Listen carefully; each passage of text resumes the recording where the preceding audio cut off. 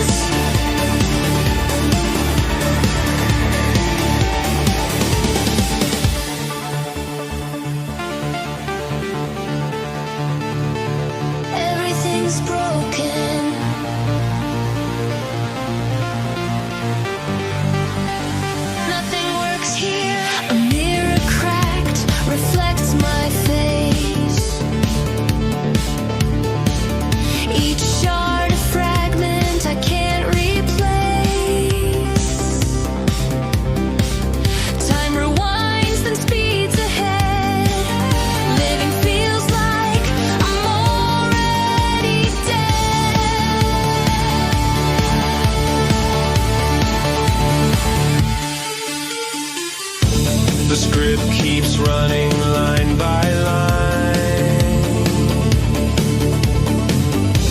I'm lost between the threads of time. Control's an illusion I can't hold.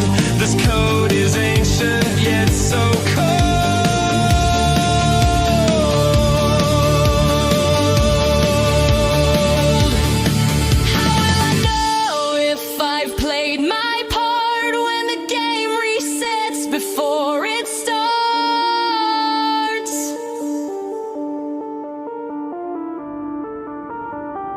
This sim don't come with no instructions, just endless loops and broken functions.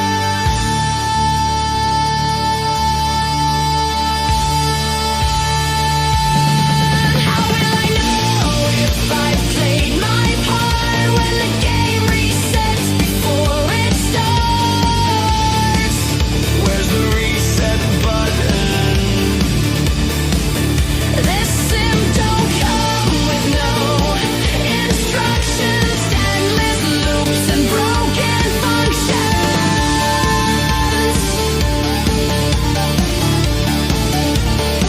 Here we go again, go again, go again.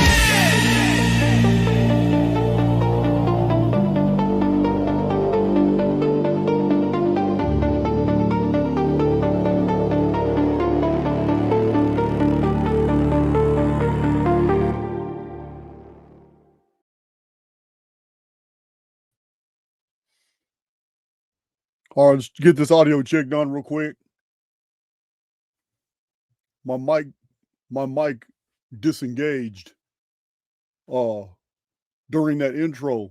It sent me a red flag, and I think I corrected it. I don't know why StreamYard does that. All right. Oh, I see John Yuskin getting shouted out. John Yuskin likes to quote me. I can only say it so many times, that you are the law. Isn't that right, John? Yeah, man. Oh, I'm wearing some of the new Archaix merchandise. You see it here. I got a couple of these. This one right here is the Archaix veteran one. All right, since my audio's good, let me take that. It's a new intro. Never before been heard here in Archaix. You have a new outro. Never before heard either. You guys know I've been uploading a whole lot of songs. Sometime this week I'll be posting the entire album. I think it's 20 songs for your listening and laughing pleasure.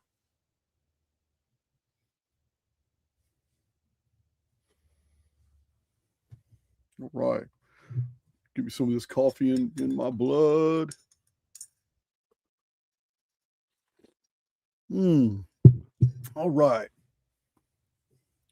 Thank you, moderators. Nanny Boo Boo, Pamela Swan, as always, Shell Cracker. Thank you guys for being here. One Tux, I know you're not going to miss anything. Jahar Ali out of California, how you doing? Of course, Nelson Perez. I saw you flag the video, Nelson, on X. Thank you, man. I really do appreciate it. Absolutely. Jasmine and Allie. Hey, Allie made it. Wow. John Yuskin, of course. Lacey. Gang's all here. Gang is all here. This song was badass. Yeah. That was kind of my style too. I did like it. The song was really good. So before we get into our presentation, I will give you a small preamble. So even separating ourselves from the biblical material, the book of Genesis, and many other statements throughout the scriptures about the book of Genesis that takes us back to the very beginning when the sun, the moon, the stars were put into the sky according to the narrative. The reasons they were put into the sky has been overlooked by many. It hasn't been overlooked by specialists and by a lot. There's some pretty good authors and researchers out there that have taken note of this. One of my favorites is E. Raymond Capt. It's CAPT. He's got some very intriguing books. But what I'm referring to is that, from my position, quarter of a century of research, I am convinced that the sky is holographic and that the Materium itself is able to manifest things that fall from the sky and induce us to believe they came from very long distances when they did not. And that the entire historical record is absolutely packed full of incidents that could have never occurred. And yet we have the evidence that they did, if the sun was 93 million miles away. But the historical record makes perfect sense if the sun is local. So this also applies equally to the moon. So what I'm referring to is the idea, an ancient concept, that the luminaries, that the sky, everything moving in the sky, the sun, the moon, the wandering stars, anciently called thrones, we call them planets today, literally rendering, the word planet literally renders the word plane, a plane into a planet. So everything in the sky, from comets, pulsars, quasars, black holes, and everything we see, spiral galaxies, it is the macrocosm programming. It is signs and symbols, and it is teachings, if you know what to look for, that let us know what's really going on in the microcosm where we reside. The title of this video was no accident. We are singularities. I'm going to explain exactly what that means and why and how the phenomena that we observe in the sky, because everything in the sky is observed. We've never been in the sky. We can only go to a certain altitude. Beyond that altitude, it's inescapable. There's even warnings about going too high, such as the radon belt. Yeah, the Russians burned up every mouse, every dog, and every monkey they sent into space. That's why, the Russians knew NASA was pulling off a psyop. They also knew why NASA was doing it, because they had the data. They knew, the Russians knew everything about what the United States was doing in its scientific projects.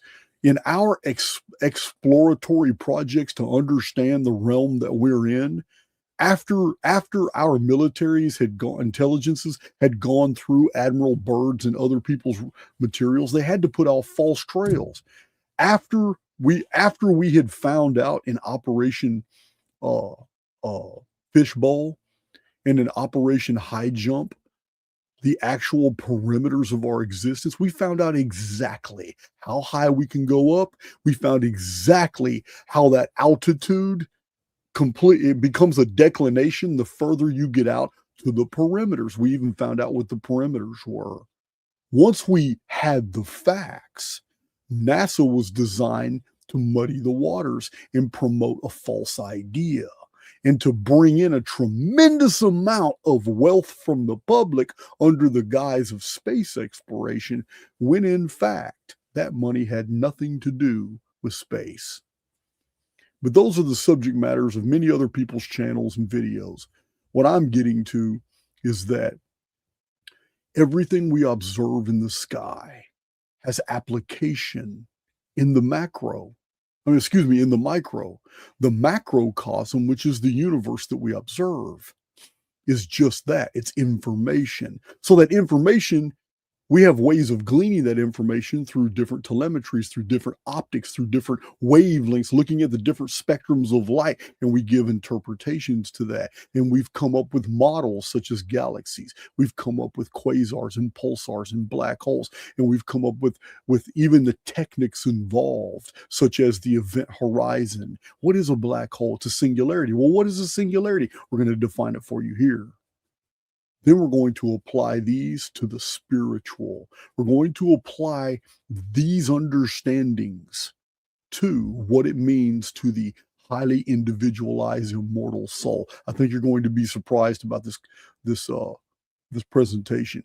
We're taking things to another level, not just in applications, but in a descriptive phenomena that people can put. It's new frames of reference. Because remember, if something is true, you're always going to be able to bring forward more ways of looking at old data. You're always going to be able, if it's true, you're going to be able to describe it in new ways, even though you're covering old topics. So let's do it. But before we get into this, Black Hole Sun, how that song go? Where'd you come? That's an old song. All right. I need to do a little show and tell. So, book 2 got here. I already had book 1, the first book. This is the second authoritative book on the Voynich manuscript. I showed you last week the first one. I'm still waiting for the third. There's three books that are widely regarded worldwide in the English language as being authorities on the Voynich manuscript. Well, I ordered all 3. Well, one of them was sent to me. One was donated to me. I ordered the other 2. Here's the second one. The third one's on the way. Once these 3 books are in my possession, all at the same time, I will go through them and I'm going to provide you whatever I find about the Voynich manuscript. Come to find out, it's not the only one. There is another manuscript that's equally bizarre. So, well, it's pretty thick. It's a pretty thick book. Yeah, before I do an official Voynich video, I want to be absolutely educated. Let's see. Yeah, I'm wearing my Archaix beanie. Yeah, man. Here it is. Archaix veterans, you want to wear them, or you just want to advertise Archaix? Here it is right here. I really like that font better. But this is kind of official. It's got the chevrons on it showing you're a veteran. It even has the word veteran. I have to move some of that fabric out of the way to see that T.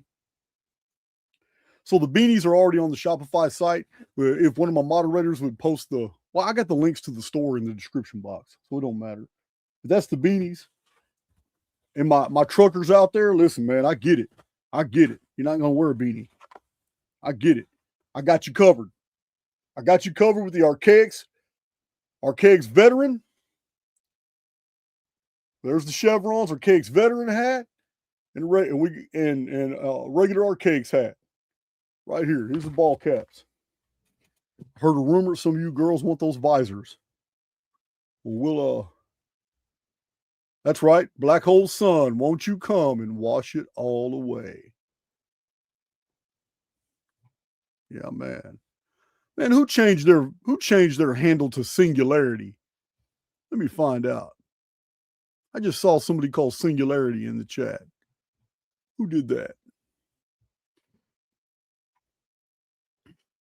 No, you don't need proof of veteran status, but Dak, I'm pretty sure.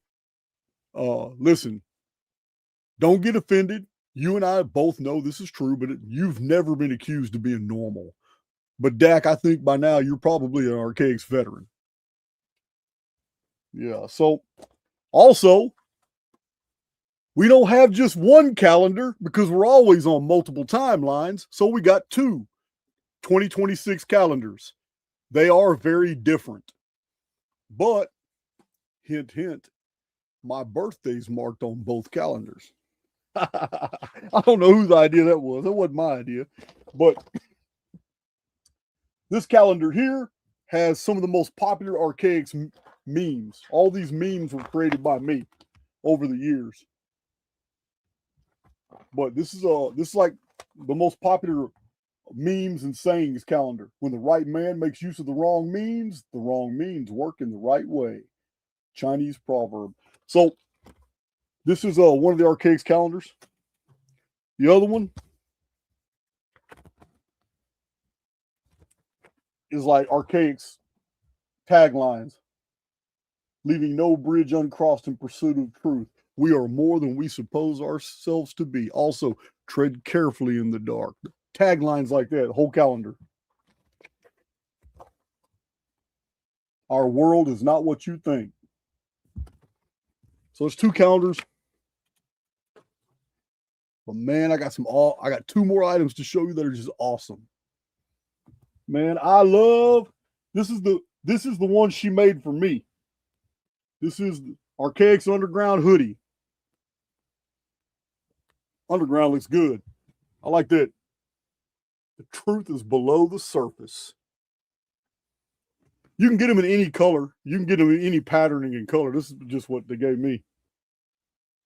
You know, Big John and Cheryl, they guinea pig me. Let's make it. Let's see if he likes it. ASM Future's in the chat right now. If you look in the description box for every one of those songs, you will see music by ASM Future. He's our music creator.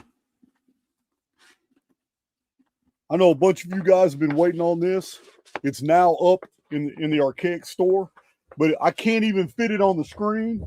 This is the Archaix world timeline. This is the research poster for all of the Archaix timelines and what they mean. Pretty damn big. Pretty damn big. I'm pretty excited about that. Really high resolution, high quality. Here's the new poster. I'm going to have this one framed. Every once in a while, I'm going to hang it up in the back when I'm talking about things. So my trolls won't have to look at all these books they think are fake. So dumb.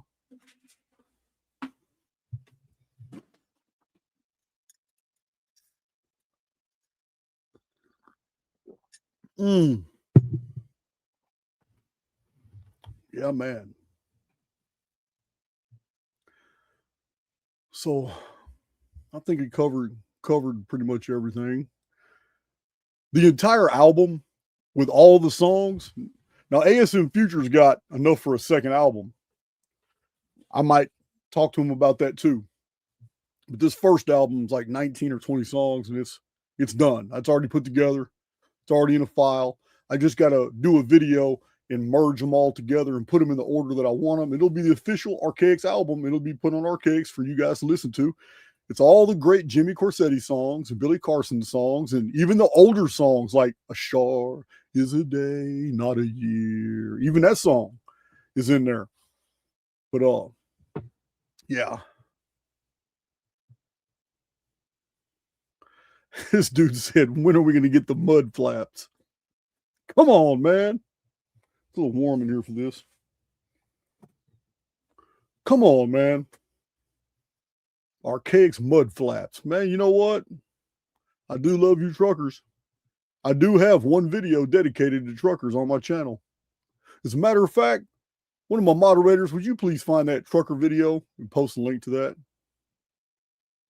I don't remember the title. I just remember the whole video was a tribute to our truckers, and all because I was road raging one day, and I drive a big old van. I drive an extended version.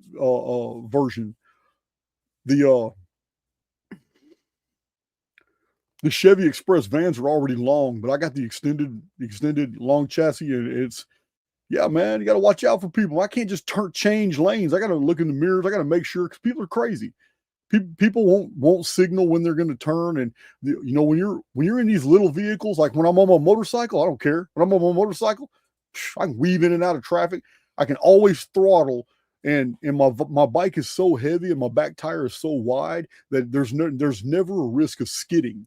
I'm not going to spin out because there's too much rubber on the concrete at any given time. I just shoot off like a rocket. So I'm always on my mirrors, because that's how motorcyclists mostly die. Somebody hits them from behind. So I'm always going faster than everybody. I can turn faster. I have 3 different brakes on a motorcycle compared to a car. I can brake. I can come to a dead stop very, very fast, because if you know how to engine brake and use left and right brakes all in tandem, you can come to a dead stop very, very quick. But motorcycle's much safer, when you're always going faster than everybody else. And when you have a bike that is extraordinarily fast, you can I'm talking about in 1 second, just throttle and just be passing everybody up. Vans are not. I'm always having to watch everybody around me, because especially kids, they just can't drive and they don't signal. No, people are, I'm all for cops writing tickets for people not signaling. It's my pet peeve. Yeah, you're changing lanes, especially if you're changing 2 lanes, you're doing it in front of me, you gave me no notice. I mean, sometimes I don't have enough reaction time in a big vehicle, because I'm not just driving a van. Sometimes my van has precious cargo. Sometimes I got all kinds of stuff in there, and I can't fishtail the damn van because you don't want to use a turn signal. Yeah, listen to me rant. I'm already ranting. We're not even talking about traffic in this video. Yeah. Mud flaps. The man wants mud flaps. Archaix mud flaps. I would have to take a picture of that, man, if I ever saw them. That is crazy. I'm waiting for an Archaix tattoo. Man, I don't have anything left but my butt cheeks. I'm just never going to get anything above the collar. That was my rule in prison. Above the collar, my face, my head, off limits. From my, I can cover it up with a long sleeve shirt. You know what I mean? I can cover it up with the collar. I got this arm. This is armor. I got armor tattooed on me. And then I got a weapon tattooed to my right leg, and then my legs are sleeved out. Yeah, I just can't. Yeah. If I have an Archaix tattoo, it'd have to be on my butt. That's terrible.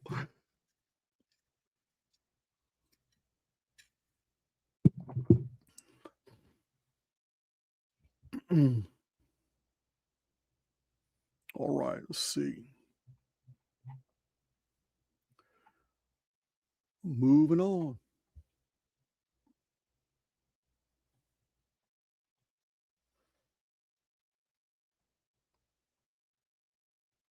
So I got some videos lined up. I got some videos lined up.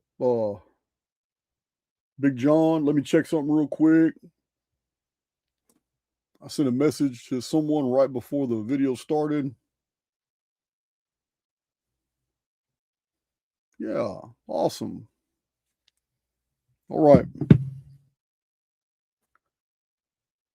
No, don't get that shit started. Jason for president signs. That's how them people get Charlie Kirked. I got no interest in politics.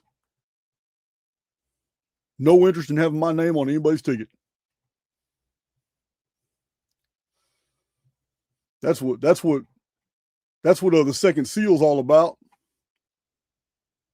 If you haven't noticed worldwide what's been happening in the past 2 years, people are in the future it will be called second seal. Yeah, I mean, you remember back when everybody's getting second sealed? We didn't even realize till the third seal how many people got second sealed. What is Jason talking about? Yeah, he's talking about people who got anheshed, people who got replaced. Yeah, people who got Charlie Kirked. Ever since the second seal's been going off. Second seal didn't even end till 2028. Yeah, that's when the third seal begins. But it's crazy. It's just crazy, man. So, stars, the luminaries that were given to us as signs and wonders, that were given to us as instruction. So, let's look at it as instruction. That's what we're going to do.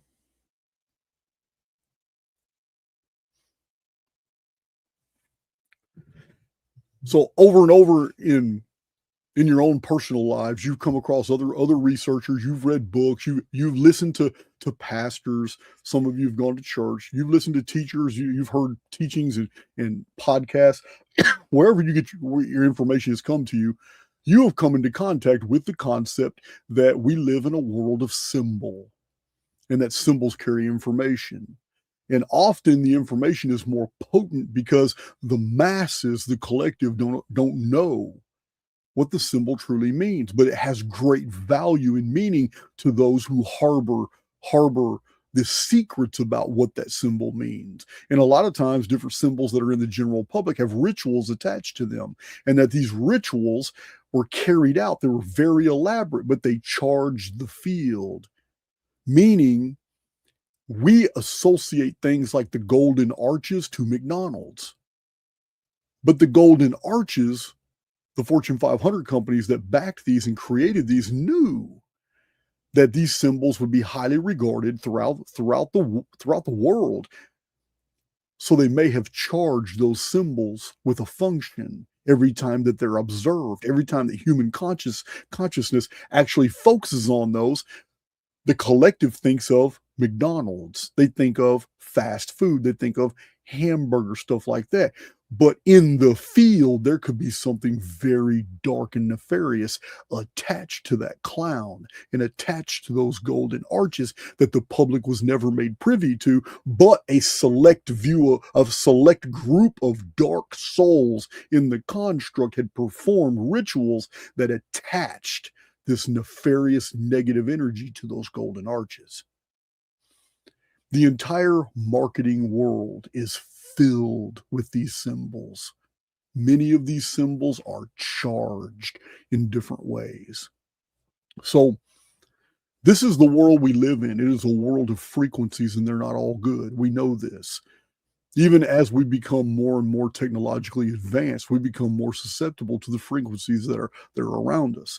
Unfortunately, many bandwidths of frequency only vibrate in the spiritual world. It's when they get lower and lower, become more base, that they saturate and that they literally become a part of what we call the Materium, the perceived physical reality. Call it the physical world if you want to, whatever makes you more comfortable. It's just a difference of bandwidth. The difference between spirit and matter is simply frequency. So the problem with trying to process such a worldview is that we are truly a being of two worlds.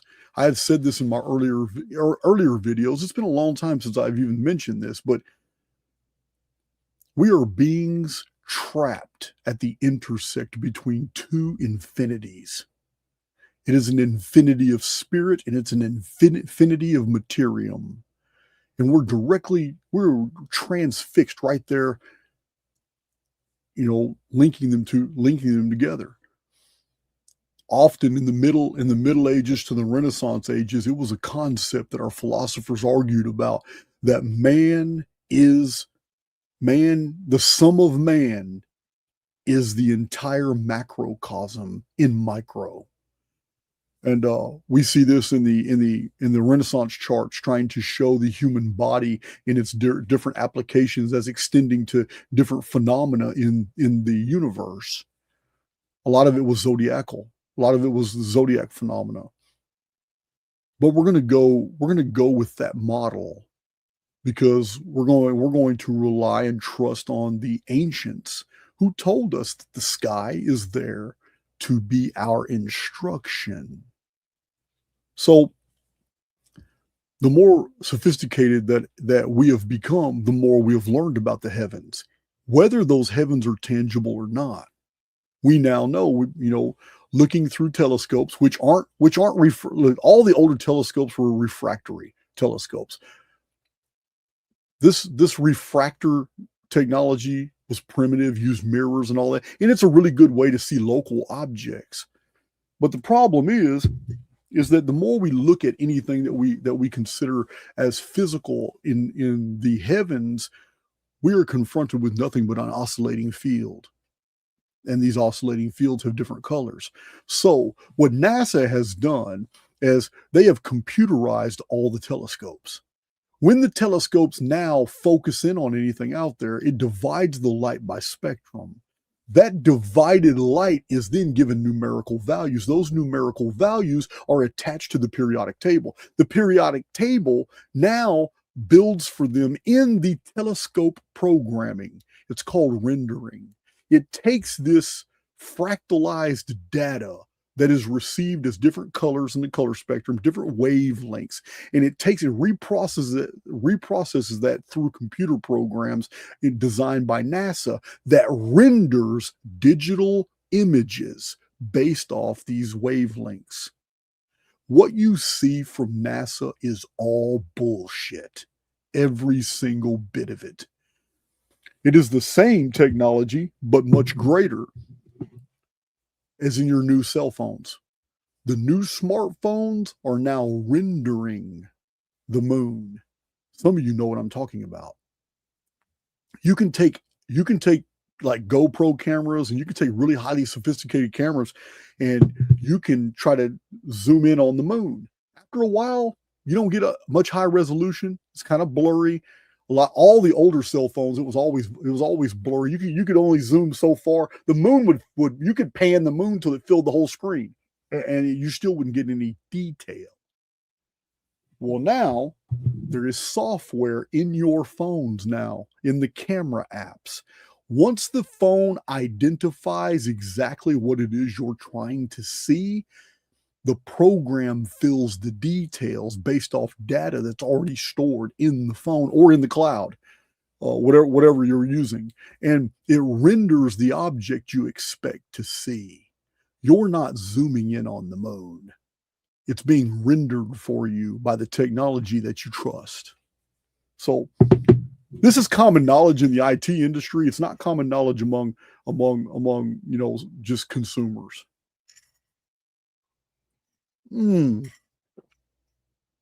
So, hate to bust you guys' bubble, but this is why I have such an attitude toward people who use NASA data. By extension, every single person who pushes younger, driest material gets 100% of their information from NASA-supported venues. That's why I'm not trying to hear it. I'm just never going to try. I'm never going to stop criticizing the whole NASA narrative. It is so comical now. It's so dumb. So everything is a lie. Every single relative dating method is a lie. And so far, the only truths I've ever found is us. And when it comes to the historical record, yeah, we can find truths, but they're only in old books. None of the new books, unless they're citing old books, have the truth. And this is found in the mathematical structuring of historical events. But when it comes to the human soul, we are a singularity. There are many things about the human dynamic, about the interactions between souls. There's more to it than just the avatar. I'll give you an example. When a guy meets a girl or a girl meets a guy, there is a resonance between those souls if they're compatible. If it's meant to be, they're going to feel it from the inception. Maybe years later, they'll talk about that electricity that they had felt from the very beginning. Maybe years later, in retrospect, they'll talk and try to work out the details and say, oh, yeah, it was love at first sight. Or, oh, yeah, it was, I really felt that deep connection from the beginning. These are things that ex post facto we talk about all the time. But in the moment, when two souls come into contact, it is right then and there in their first exchange that they realize, wow, there's something much deeper going on here. It's not just a physical attraction. It's not, there's something here that is touching one another in a much more profound and deep way. Many of you know what I'm talking about. This interaction, what I'm describing is a deep resonance between kindred souls. And this bypasses everything in the Materium. There is no way to describe using the frames of reference in the Materium for this type of connection. You can call it love. You can call it whatever you want to. But it's a resonance that people feel with each other that there's no way to describe, or there's no way to provide anything in the Materium by way of example as to why it's felt. It's just something that is. We're going to break that down in this video because every single soul in the Materium is also a singularity. And what that means is going to take on more profound implications as I give this presentation. What it means on the back end, at the end of this presentation, is absolutely liberating. Like I said before, if something is true, you will always be able to bring new frames of reference to describe old things. We have covered these topics many times, but we haven't bridged them together. And we have never used the heavens. We've never in Archaix used the heavens to describe the phenomenon of the soul Materium, basically interaction in the construct. And that's where we're going right now. That's what we're going to talk about.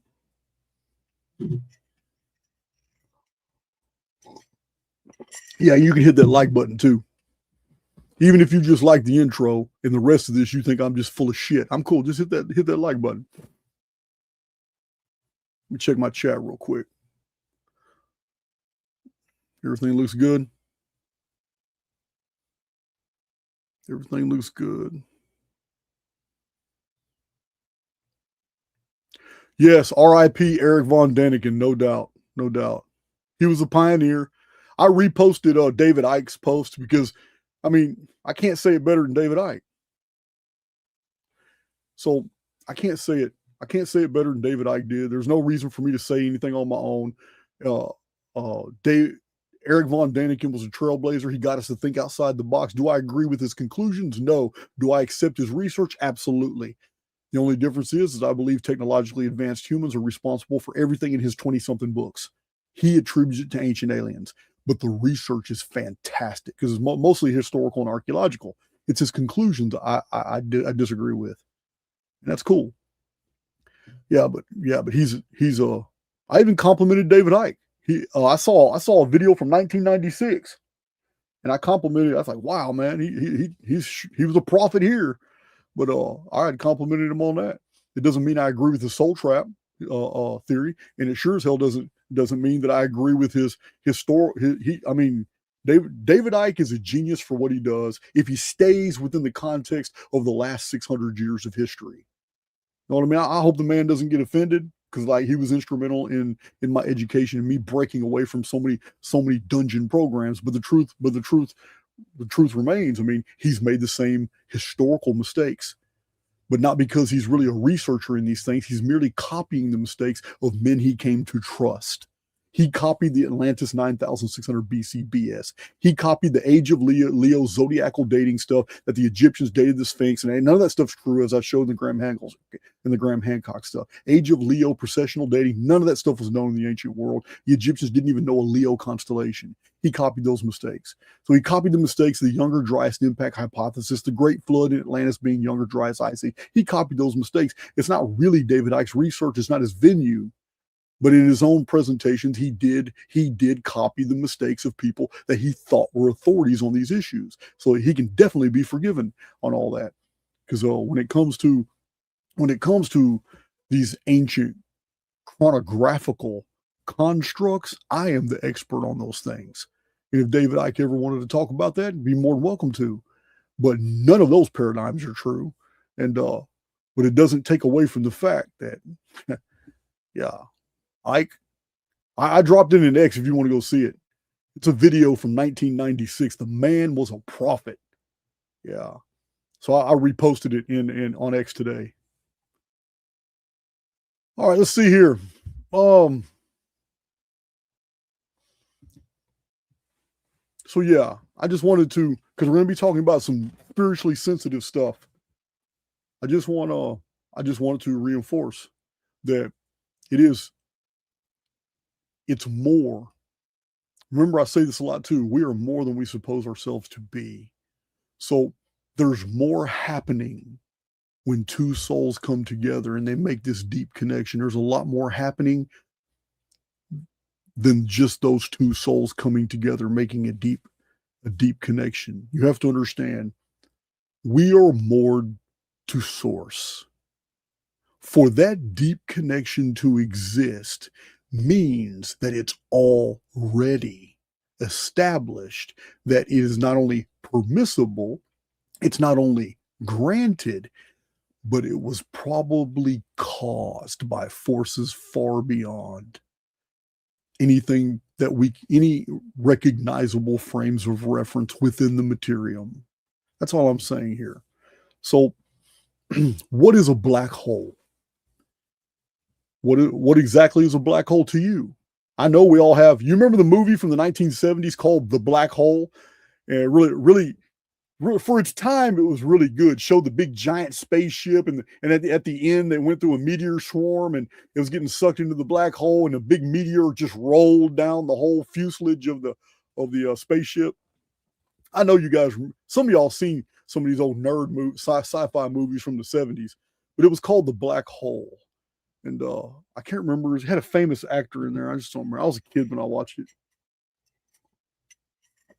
Yeah, man. I just can't remember what the name it was. Somebody's gonna tell me that dude's name. I want to say Vincent Price, but I don't think it was him. But yeah, The Black Hole was a movie.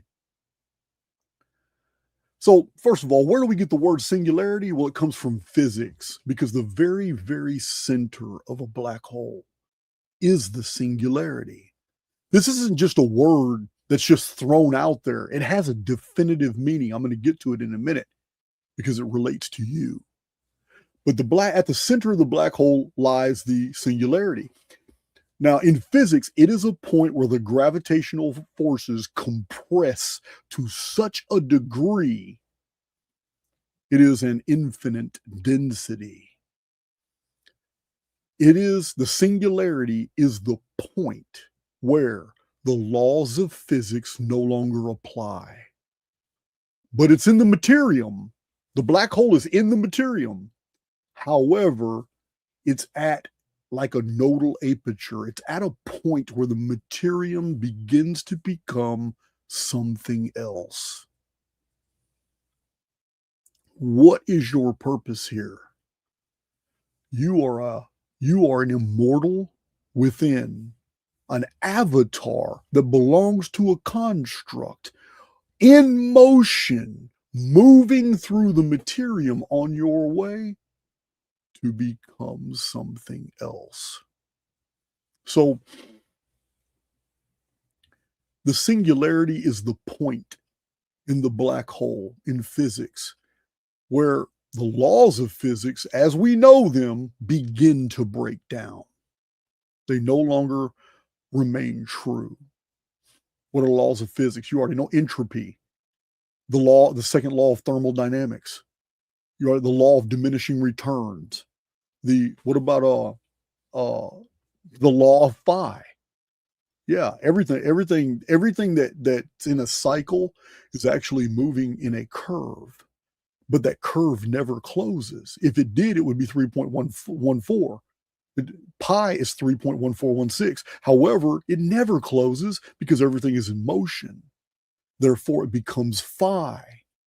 It is the golden mean. It is the spiral in your toilet. It's the spiral in spiral galaxies.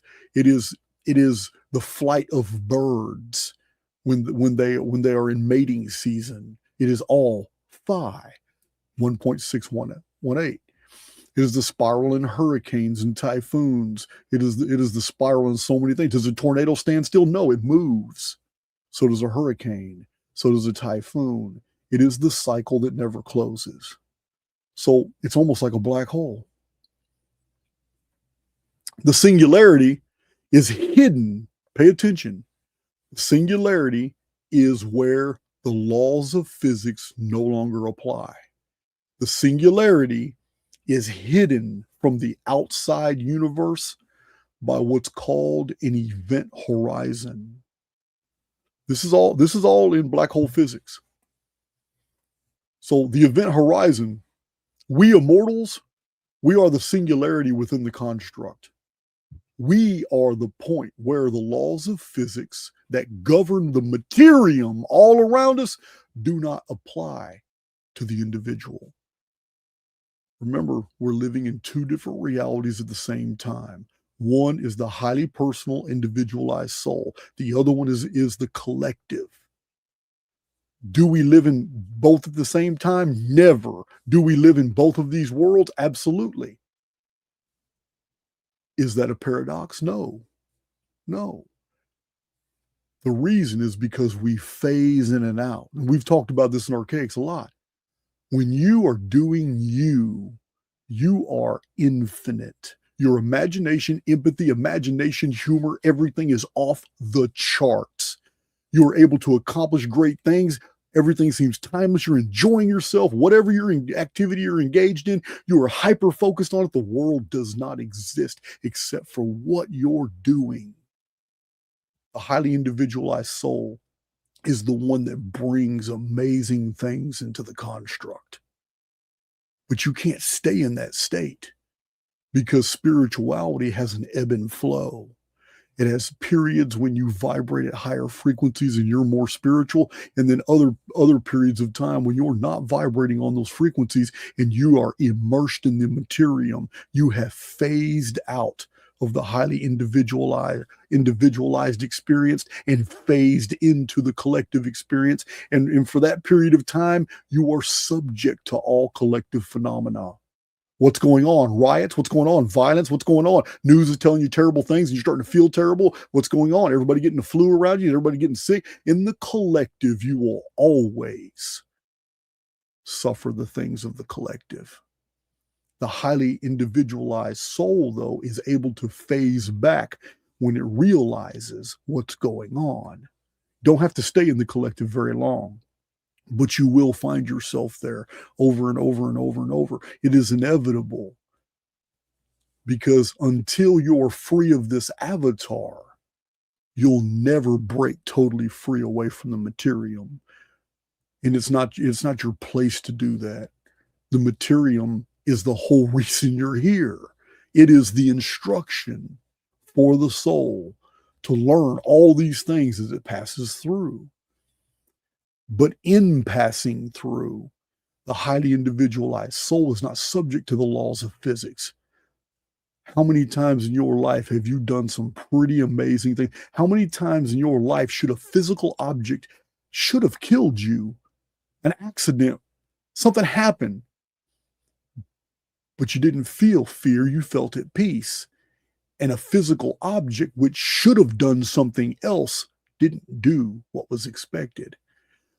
A vehicle you were in should have done something else. But it's like, Jesus, take the wheel. What's that song? It's just like, took over. How many times? Happened to me before. Multiple times. Guys, I know some of you think I'm absolutely crazy. I get it. But I have struck terror into men's hearts in prison when I was singing as I fought. I don't know where it came from.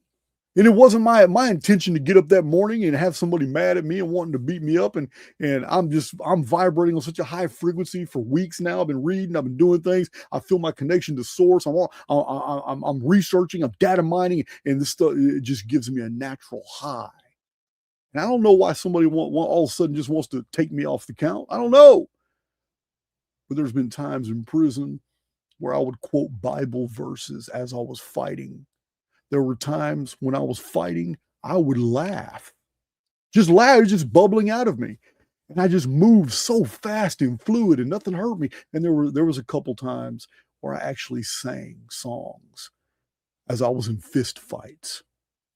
I don't know where it comes from, but I know the effect it had on those who are steeped in the collective, not just the guys that I was putting my hands on, but also those who observed it and the impact it had on them, and the friendships that developed in prison when people realize, man, that fucking bald head tattooed guy over there, man, always quiet reading books. That dude's got an awesome head on his shoulders, man. You might want to go ask him the question you just asked me, because I don't know. He's been here a long time. You might want to go talk to him. Listen, it opened a lot of doors. And then prisoners started bringing me books. Books are everywhere in prison. Back then they were. Now I heard they replaced the libraries with tablets. Yeah, I never had a tablet. As a matter of fact, the closest thing to a tablet I had in prison was a cell phone. And that's after I didn't give a damn anymore. And I was doing prison time my way on maximum security. And I was paying officers to bring me whatever I wanted. And I got me some cell phones. I got a bunch of cell phones. And about the fourth time they caught me, they gave me 7 years and stacked it on top of my sentence. But I didn't care because I was doing time my way. I had given up on the free world. I had devoted my life to just learning. I just want to learn everything there is to know before I check out. So anyway, yeah. They gave me 7 years for a cell phone, kicked me out of prison after I did the whole 7 years, and then turned around and started giving them all tablets with video games on. Man, go figure. I'm still mad about that. Sorry, bastards. So, anyway, I'm not telling you the stories of my imprisonment out of any false sense of bravado. I don't need that. I stand secure as a man today. I'm fearless. I don't need to tell you stories about my past. You don't even want to hear all of them. I'm telling you this because I am a witness to the very things I'm telling you right now, that the laws of physics do not apply when you're in full spirit mode. That shit doesn't exist. You are independent of the Materium. And when people observe what you're capable of, what you're doing, it scares the shit out of them. Or it acts like a magnet and they want to know exactly, man, what do you know? What are you teaching, man? What are you reading? What do you believe, man? What does God do you, man? What religion do you subscribe to? Oh, it does one or the other. It either scares the crap out of people and they stay away from you forever, or it draws them to you because they hunger. So I'm telling you from personal experience that we are a singularity, and that when we are in that deep spiritual state, the physical world is ancillary to our experience. It's not our experience.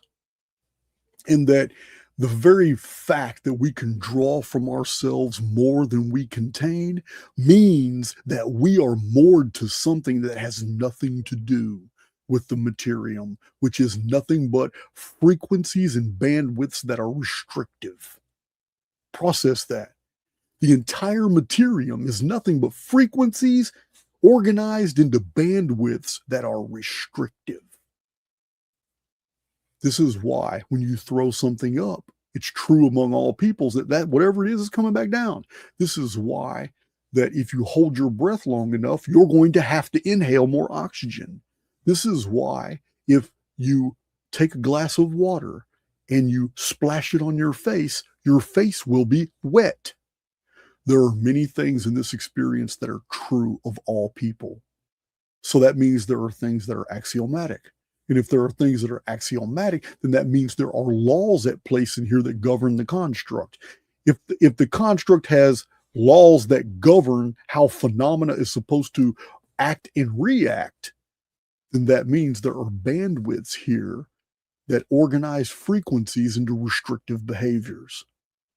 And what I'm telling you is that the highly individualized soul, the immortal within, just wearing the avatar, which is a piece of the construct itself, but the immortal within is a singularity because it is the acts of the immortal within that can take the avatar, which it wears like a robe, beyond the laws of physics for a temporal period of time. These aren't long periods of time, they're temporal period of time. It's like flying 65 feet through the air upside down through a barbed wire fence to hit a concrete pylon on a motorcycle accident and not feeling a thing and walking away from it. Even though all my clothes were ripped off my body, even though I had blood gashing out of my head and off my chest, and I had barbed wire scars on me. But my clothes were still on the barbed wire fence. So what I'm saying is only the immortal within could have vibrated my soul to the point in those periods that it affected the avatar. And the avatar was not confined by the Materium. It was beyond it. How many times in your life should something have harmed you, but you were in your zone, and that something didn't act the way it was supposed to act? How many times have you fallen on something that should have hurt you really bad, and your hands and your knees or whatever landed in the only spots available that could protect you? We all have examples from our lives. I'm not alone here. We all have examples from our lives, and the Materium, because the avatar is also a part of the brain construct, the Materium does a very good job of having us forget. It wipes these things away from us, but it's we forget these things so easily. And it's because when we experience the event, we were in the intrapersonal. We were the highly individualized soul, tapped into more memory, more strength, more frequencies, more to source, able to draw all kinds of things that we ordinarily couldn't do while we're phased into the collective. When we're phased into the collective, we have our headaches, we have our things that we're not resonating with anything. Things make us angry very quick. The collective, we don't even want to be around people. Well, we feel we come in close contact to other people that aren't on our frequencies. It offends us. When we hear mainstream media news, it actually makes us cringe inwardly when we listen to ABC, NBC, CBS, and this is all about frequency. Every bit of it. You trying to tell me something? My dog needs to get out. Bella, let me let Bella out real quick. Come on, girl. You've been here too long.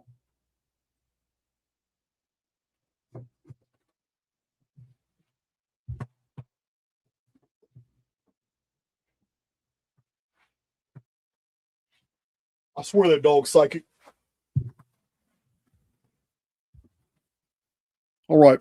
So, see somebody talking about Ann Hesh.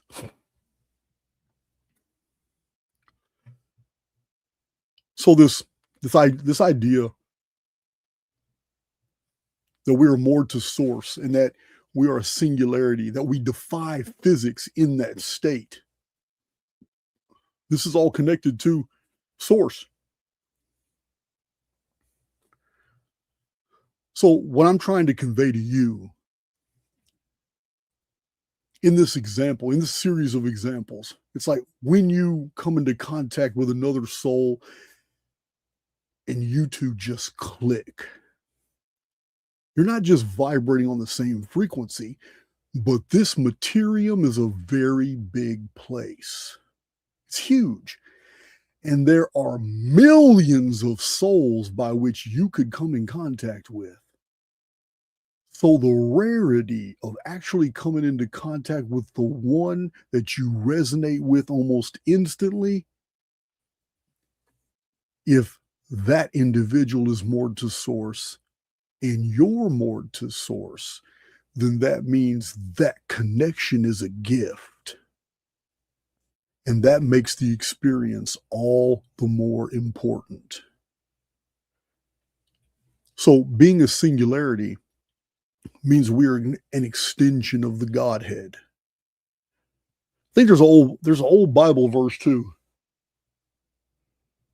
What God has put together can no man put asunder. So one of you can tell me which verse that was. I don't remember where it is, but that's the verse.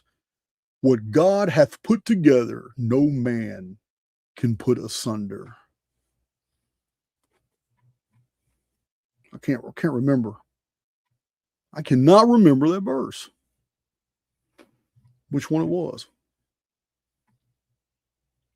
So, moral of the story, you, when you want to be, when you need to be, are beyond physics.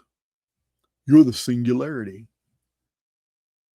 Other souls in the construct, they can act as black holes. They can draw from you energy that does not belong to them.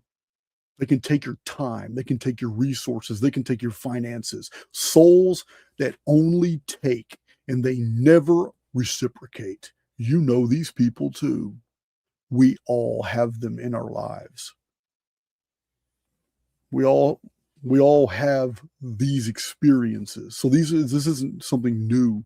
I'm not describing something that would be so alien to you you wouldn't be able to follow me here. You can think from your own examples in your life of those souls that act like black holes. They suck in everything, but they don't provide value, not just to you, but if you pay attention, they don't provide value anywhere. They're just like energy vampires. They're everywhere.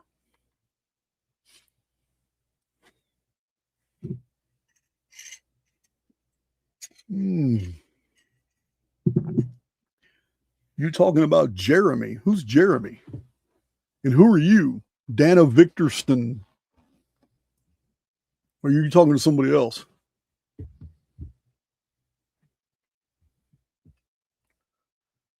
Yeah, self-absorbed. You're right.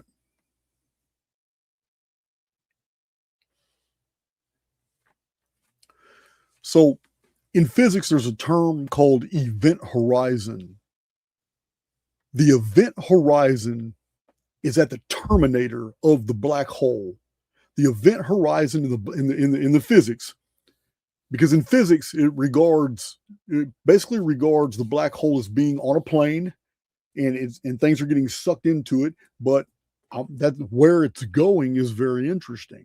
We'll get to that in a minute. So the event horizon is the boundary surrounding a black hole. Once an object, this is in the Materium, crosses this threshold, it cannot escape. It cannot escape due to the immense gravitational pull. But this is in the Materium. The event horizon is often referred to in physics as the point of no return. It's a real simple concept.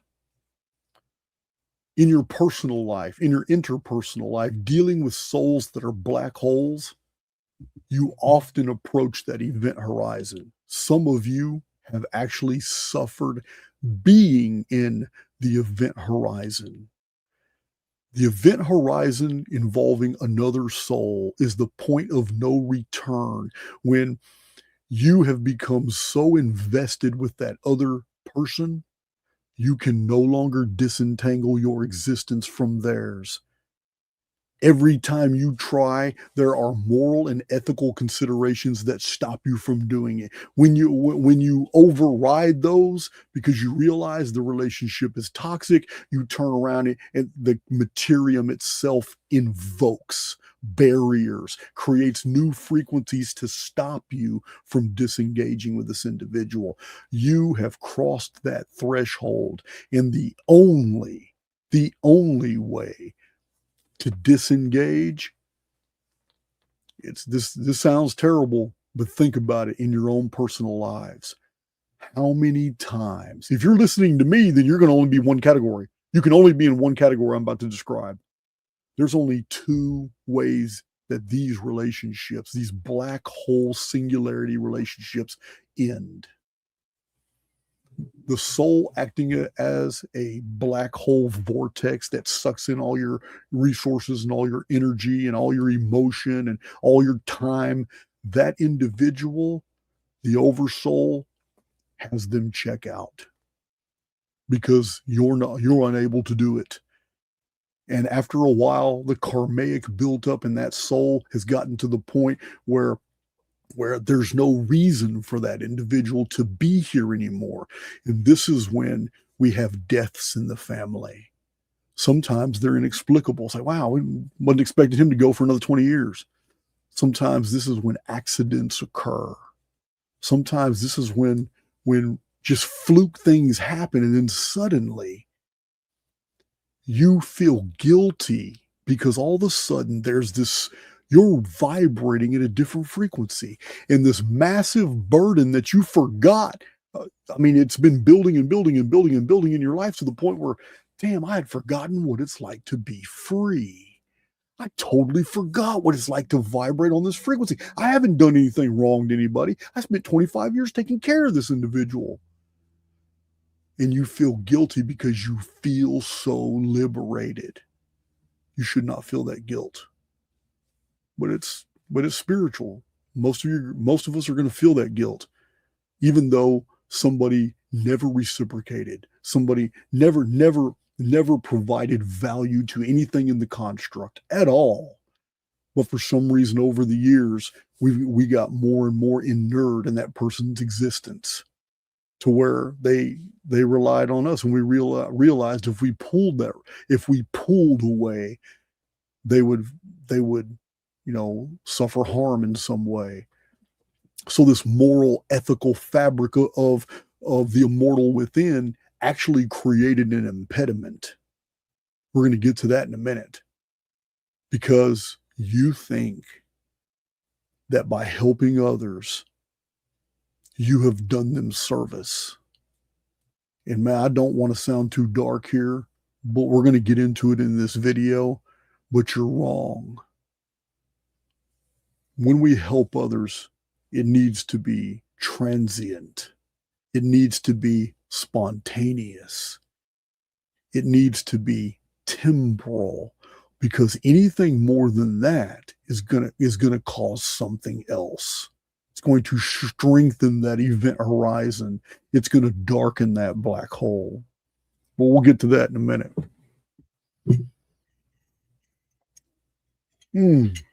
Oh, I just saw Nancy Neal and Donna Marie Farrell and Mr. C, all three of y'all, Squirrel Sniper. I didn't see y'all in the chat earlier. Justin's avatar. If it's not Justin's avatar, whose is it? Do tell. So that's the point of no return.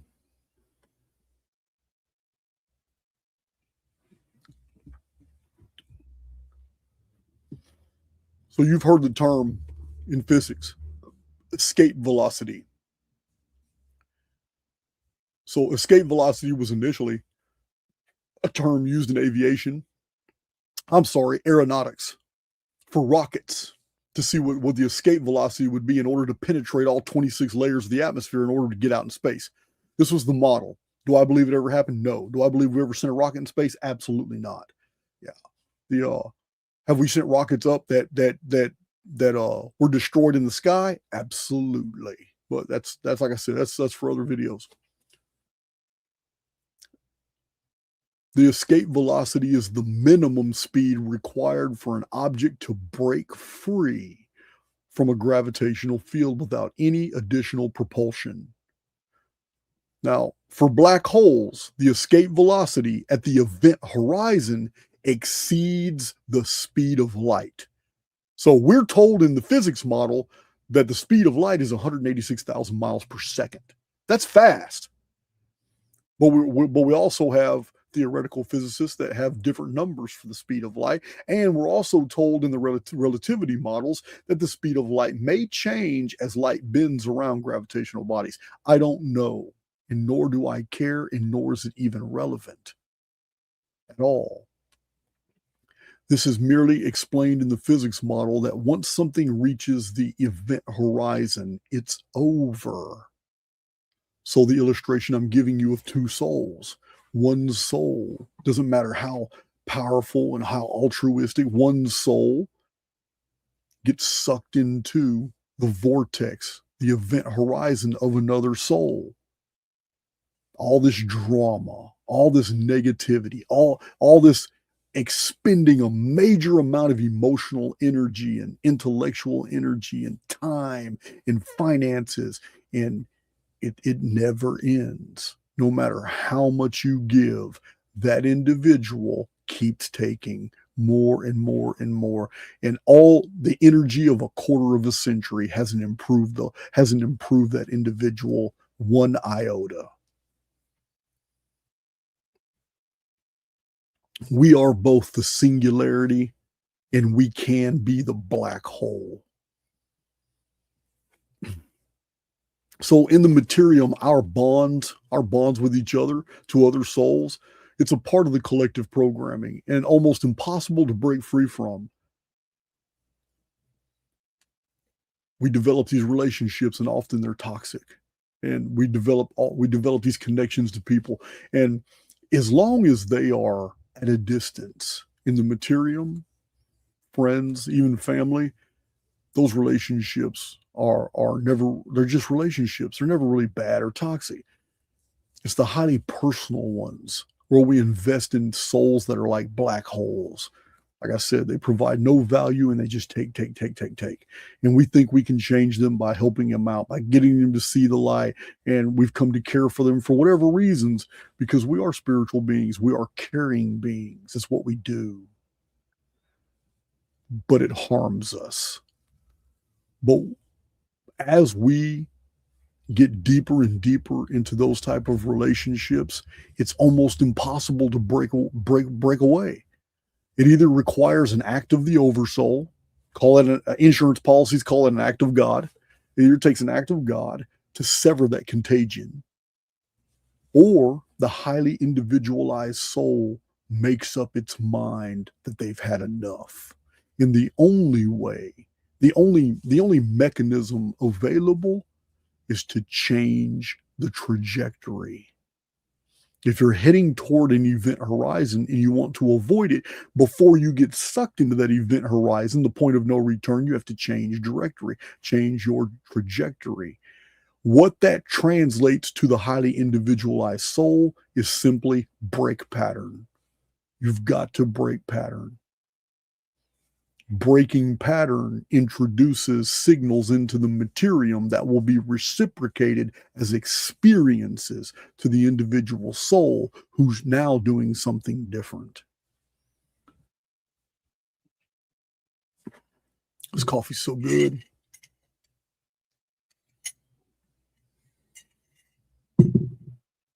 We've talked about breaking pattern so much that we don't even need to go into it here. We have whole videos just about breaking pattern, what it does, and different methods that can be achieved. So, what time is it? Time is real quick. Look at that, 114. We have 1,414 people in the chat. That's amazing. I gotta check something real quick.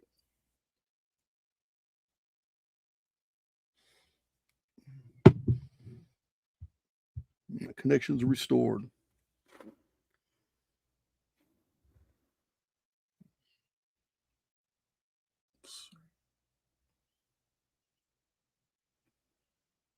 All right. So where am I at in this presentation? Let's see. So one of the phenomena attached to black holes is an accretion disk. This is matter falling into a black hole, and it forms a rotating disk around it, known as an accretion disk. Pay attention. Remember the model of our solar system, which isn't just the sun, but it was a binary system, and one of them was Nemesis.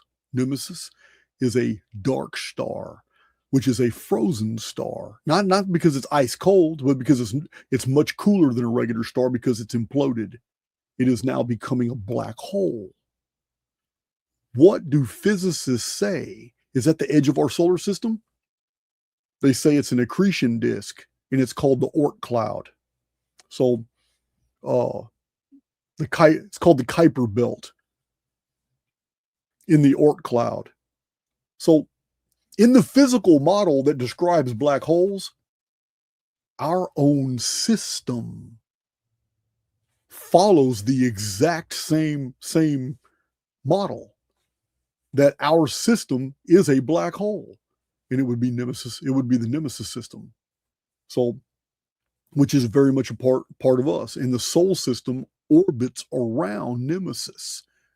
We're in the accretion disk going around a black hole. Remember, from the very beginning of my channel, the data led me to say something that I had to tell you guys, because this is where all the study of all these ancient calendars took me.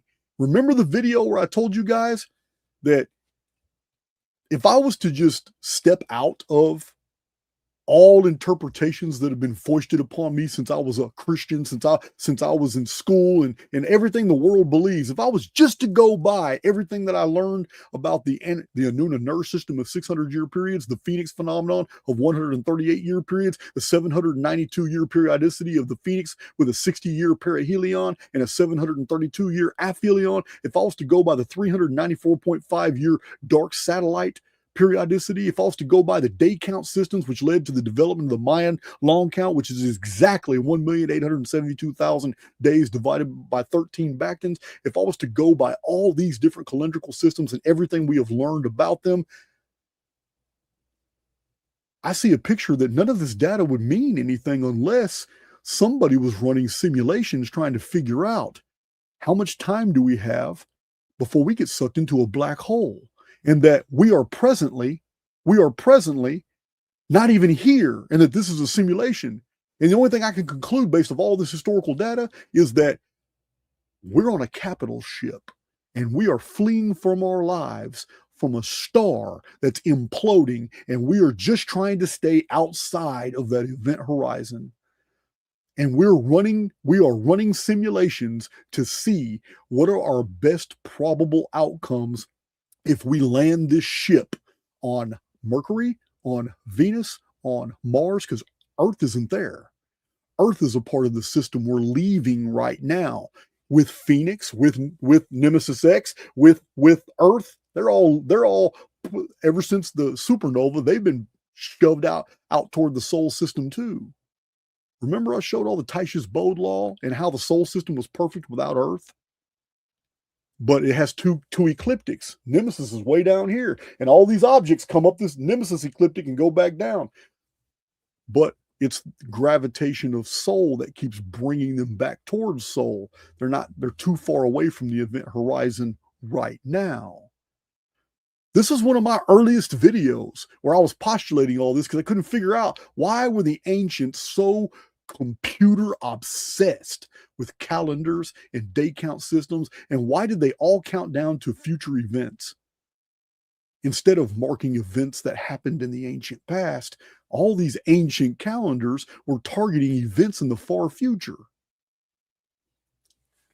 I'm still not divorced from that idea that we're on some type of capital ship, and that the whole search for God even happens on a different layer of the simulation. But that has nothing to do with this video. These are just things that I'm just rambling now. Anyway, the accretion disk can also be applied to our personal life, because these are the things on the outside. These are all hovering around the event horizon. The accretion disk is full of obstacles. It's also full of treasures. Everything's out there. There's gold in those asteroids. There's nickel in those asteroids. There's zinc. There's what is it? I can't remember the name of that. The one they use in Transformers. The Transformers use Energon. Yeah, there's Energon crystals in that shit. So this accretion disk, it has all these things that would lure us into the field. But by luring us too far into the accretion disk, we become a part of the event horizon in the disk that's already too far. We've gone too far.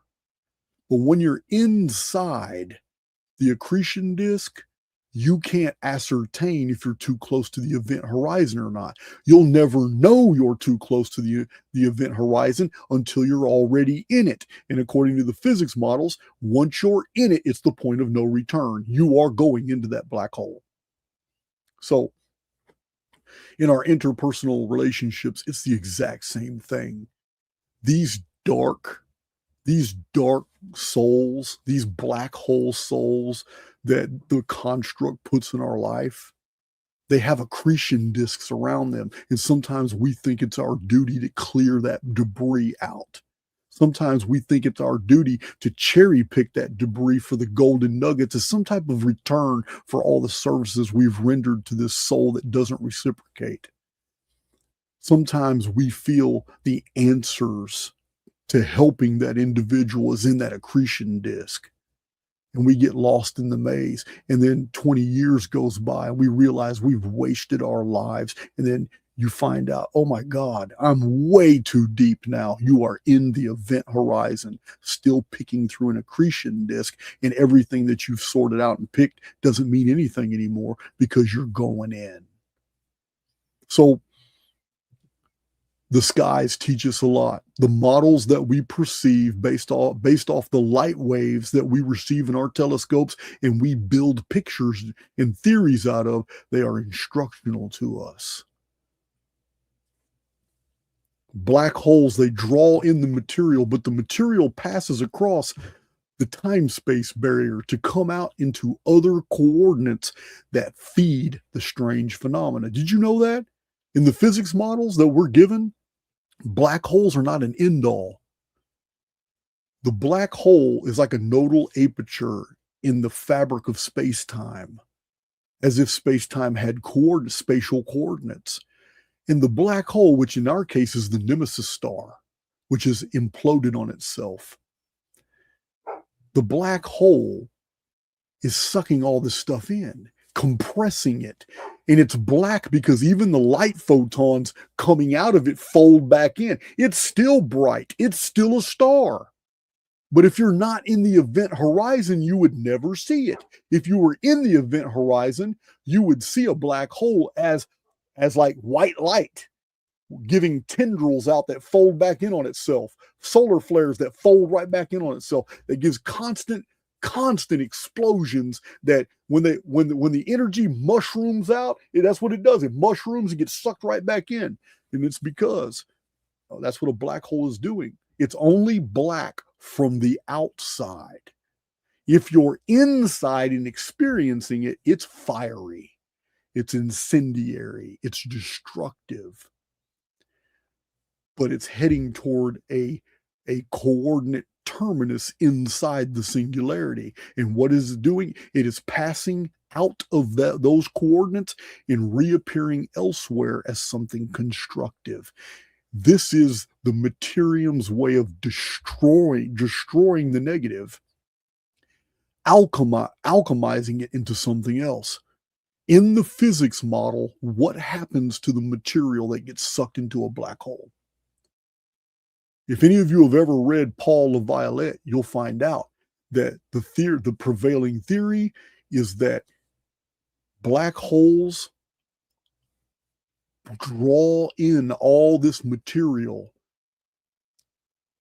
basically turn it into light in sound waves, and then it's redistributed in the field to other nodal apertures that do the exact opposite of black holes. These are quasars. And quasars are the brightest lights in the entire heavens. Nothing is even comparable to a quasar.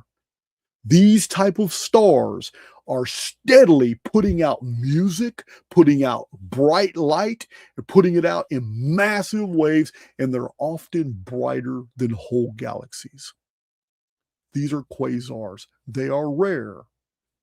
I think in Paul LaViolette's research, he named 15 of them in the 15 known ones in the sky.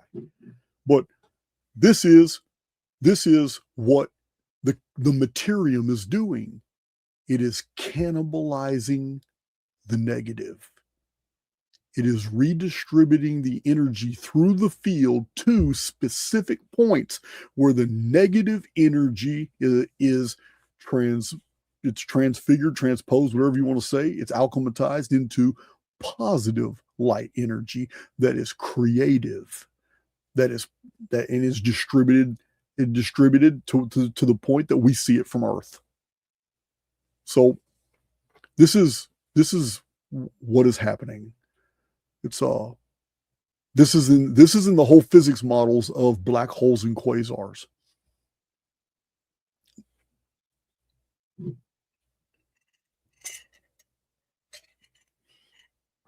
So how do we take the quasar? How do we take the black hole, which is a singularity? You can be the singularity or you can be the black hole. But black holes are singularities. What you're doing defines which one you are, or if you are both. So how do you take this model and apply it to the spirit, to the highly individualized soul? That's easy. That's one of the easiest parts of this whole exercise here, because we are singularities so powerful that even our most inadvertent acts create phenomena that manifest somewhere else. I just gave you an illustration a month ago in one of my other spiritual videos where I told you how many times in your life have you seen other people get the very thing that you really wanted, but you never moved your avatar in the direction of getting that. And I don't mean your physical body doesn't have to go somewhere. Texting someone is using the Materium. Thinking things. Remember, all the fantasies in the world will never make something come to pass. Imagination alone is just a tool.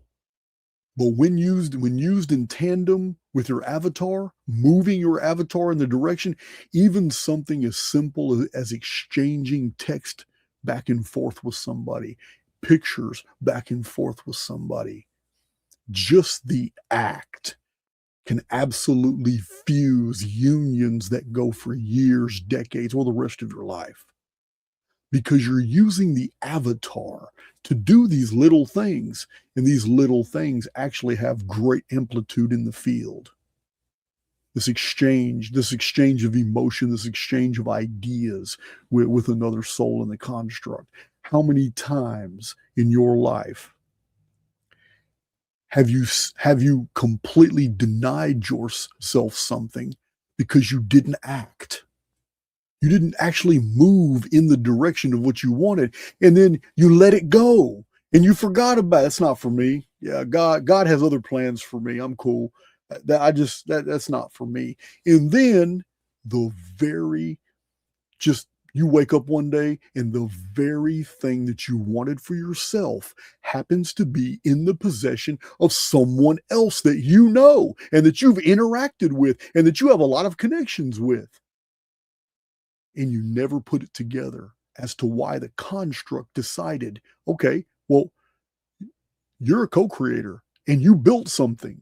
You created something. But you never let it go to you because you never moved in the direction. Remember, this is a co-creator relationship. You've got to take some type of action to let the Oversoul know exactly what it is you're trying to do. But you didn't.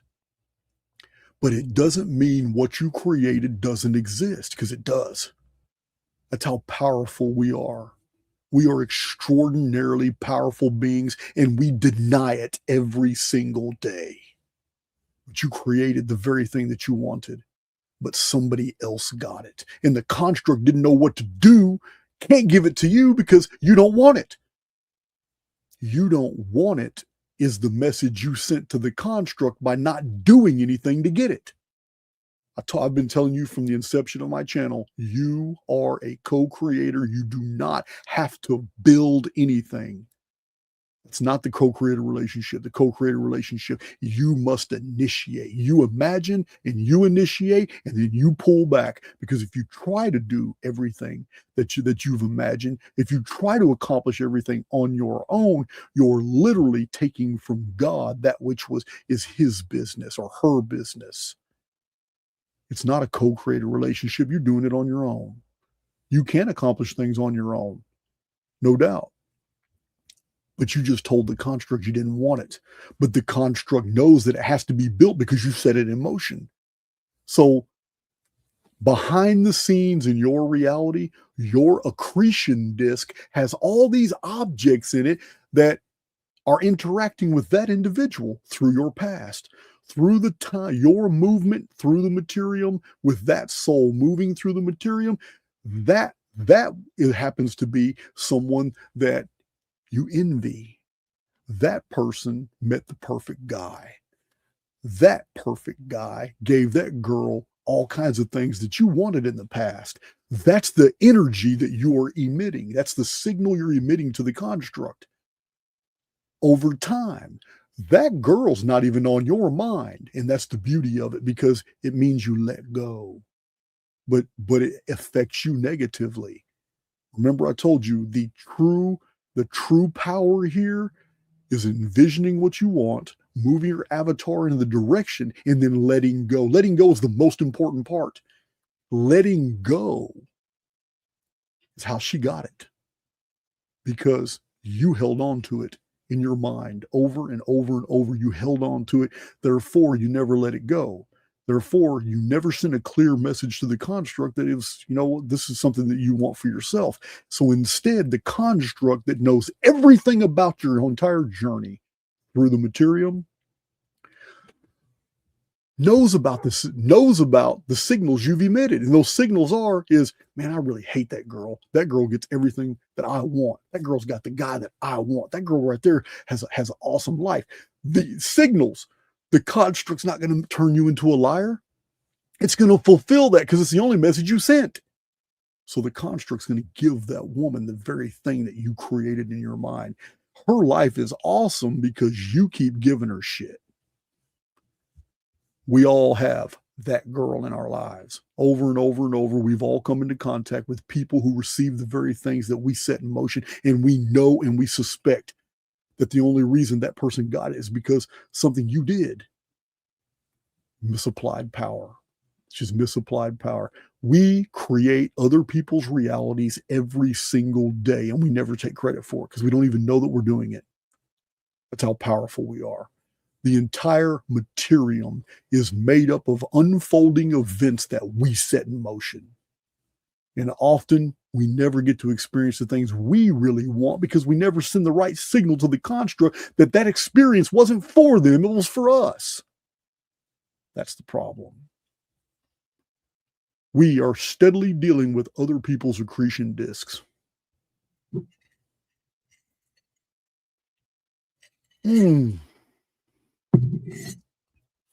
So,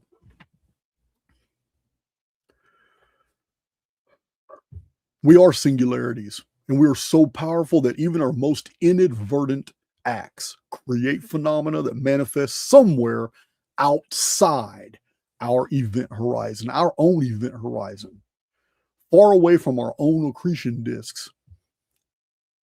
Souls acting as singularities literally empower other souls to manifest. And this happens all the time because we don't take command of our thoughts, our intentions, and then do something with our physical avatars. Just barely move it in the direction of what you want and then let it go. Because we don't, we are always creating pulsars and quasars in those around us.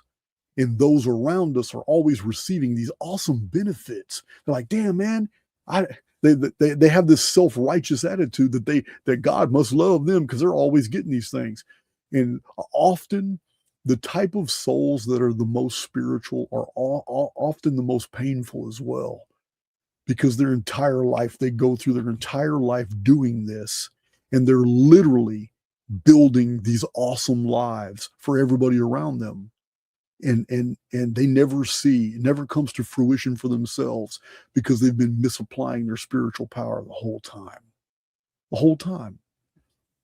And then by the time they've become jaded, by the time they've matured and realized, oh, okay, nothing good's coming from me, they write that into their field as well. Therefore, the construct reciprocates and makes sure nothing good comes into their field, but everything that you do still benefits those around you and not yourself.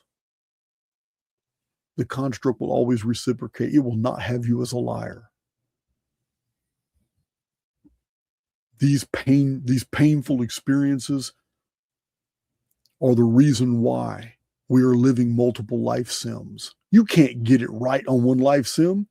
We've all been that little kid killed at 3 years old. We've all been that 9-year-old who was a prodigy, and just affected the field, and everybody's like, wow. Then God took them for whatever reason. They had a bigger mission in the next life sim.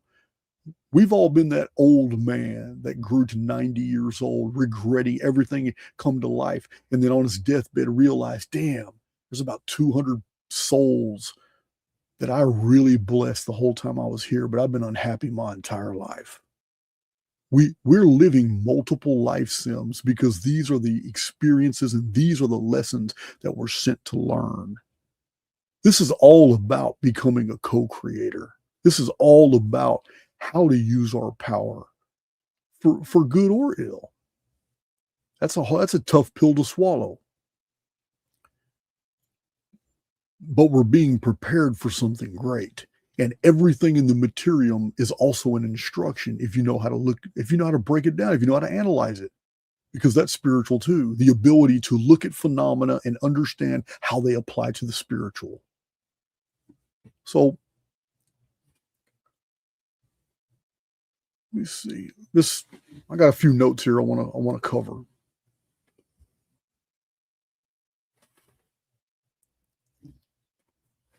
Oftentimes in this journey, people struggle to find like purpose. They struggle to find, why am I here? What am I doing here?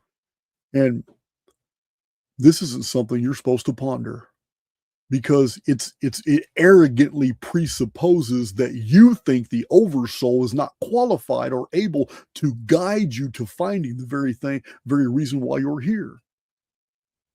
Our journeys are all different. You may be here only to learn 2 or 3 lessons. You may be here actually to help. You've already learned some profound lessons from previous life sims. You may be here just to guide a few souls or even one soul here in order to learn the same lessons. We're not all here for big things. Sometimes it's just transient. But we have to understand and not feel guilty. It's a poison to feel guilty. As a spiritual being, you have to understand you're going to outgrow your contemporaries. As a spiritual being, you're going to outgrow some of your relationships. I have. Hell, I've been in relationships that I didn't even realize I was in bed with the devil. Didn't even know. But you know what? It's all part of the journey. Every bit of it is a part of the journey. We have to let go of that toxifying expectation that other souls around us in our accretion disk, when their expectation bleeds over into obligation, this is when you hit your event horizon. You can't let that happen.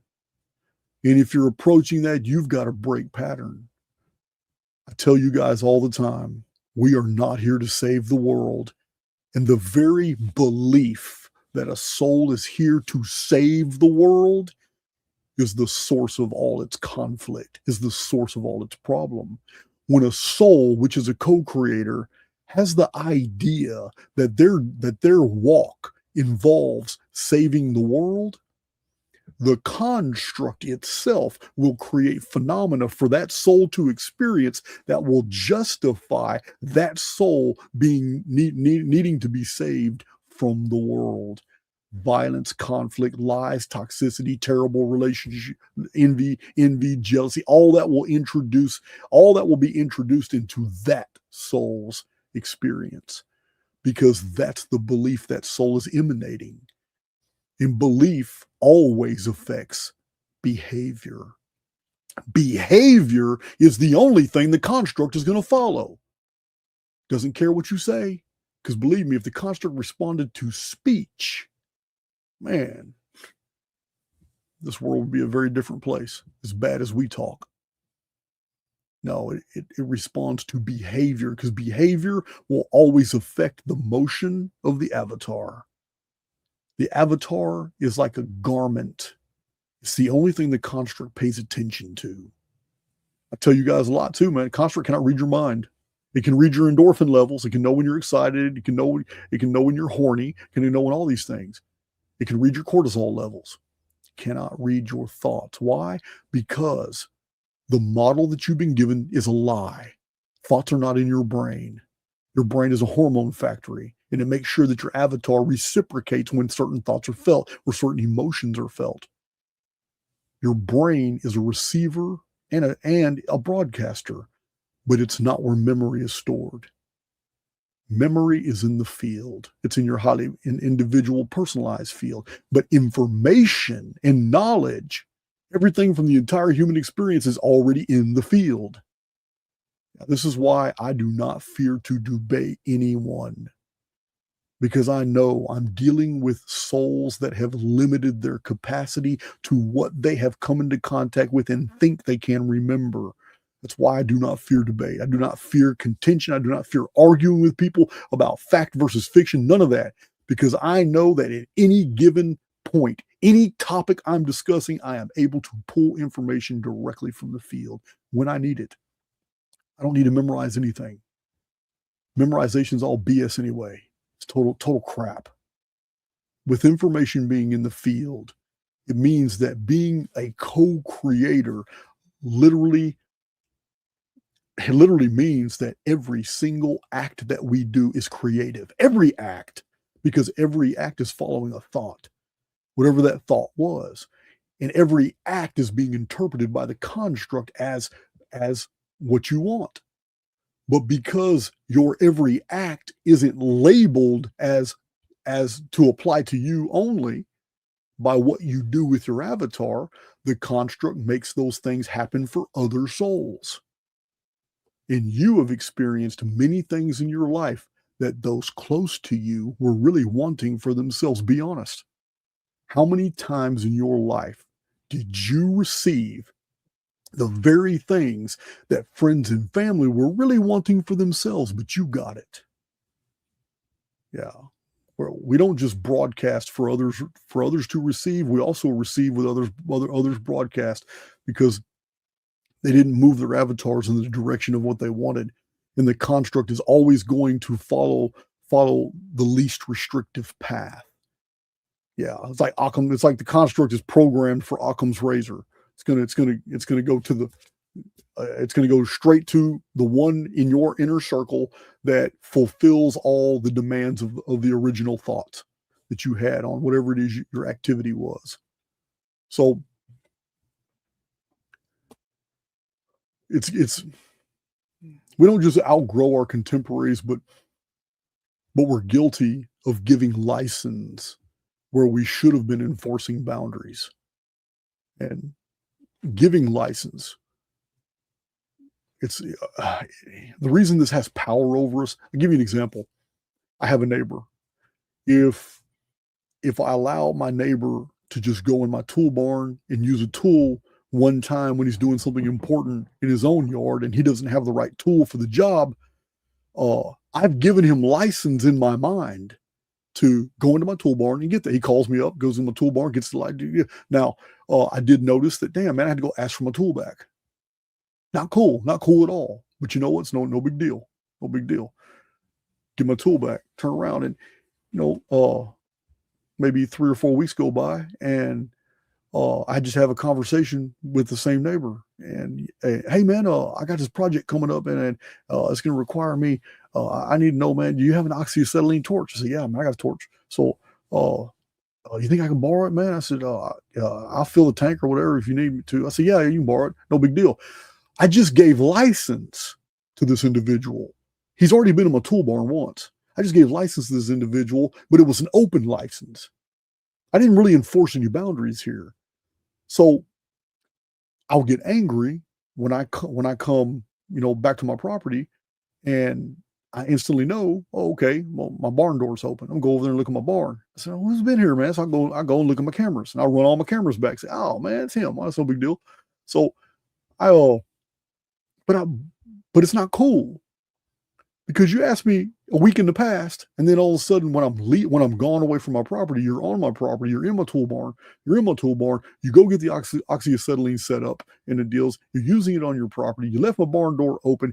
So you see the problem here. We give license to others all the time without also giving boundaries. That license should have came with conditions. Did I get mad? Yes. But is my anger justified? It's really not. It's really not, because I wasn't there for him to ask, but he already got permission. So it's we do this all the time, but reality itself, the construct itself, literally treats us the same way. It's the exact same way.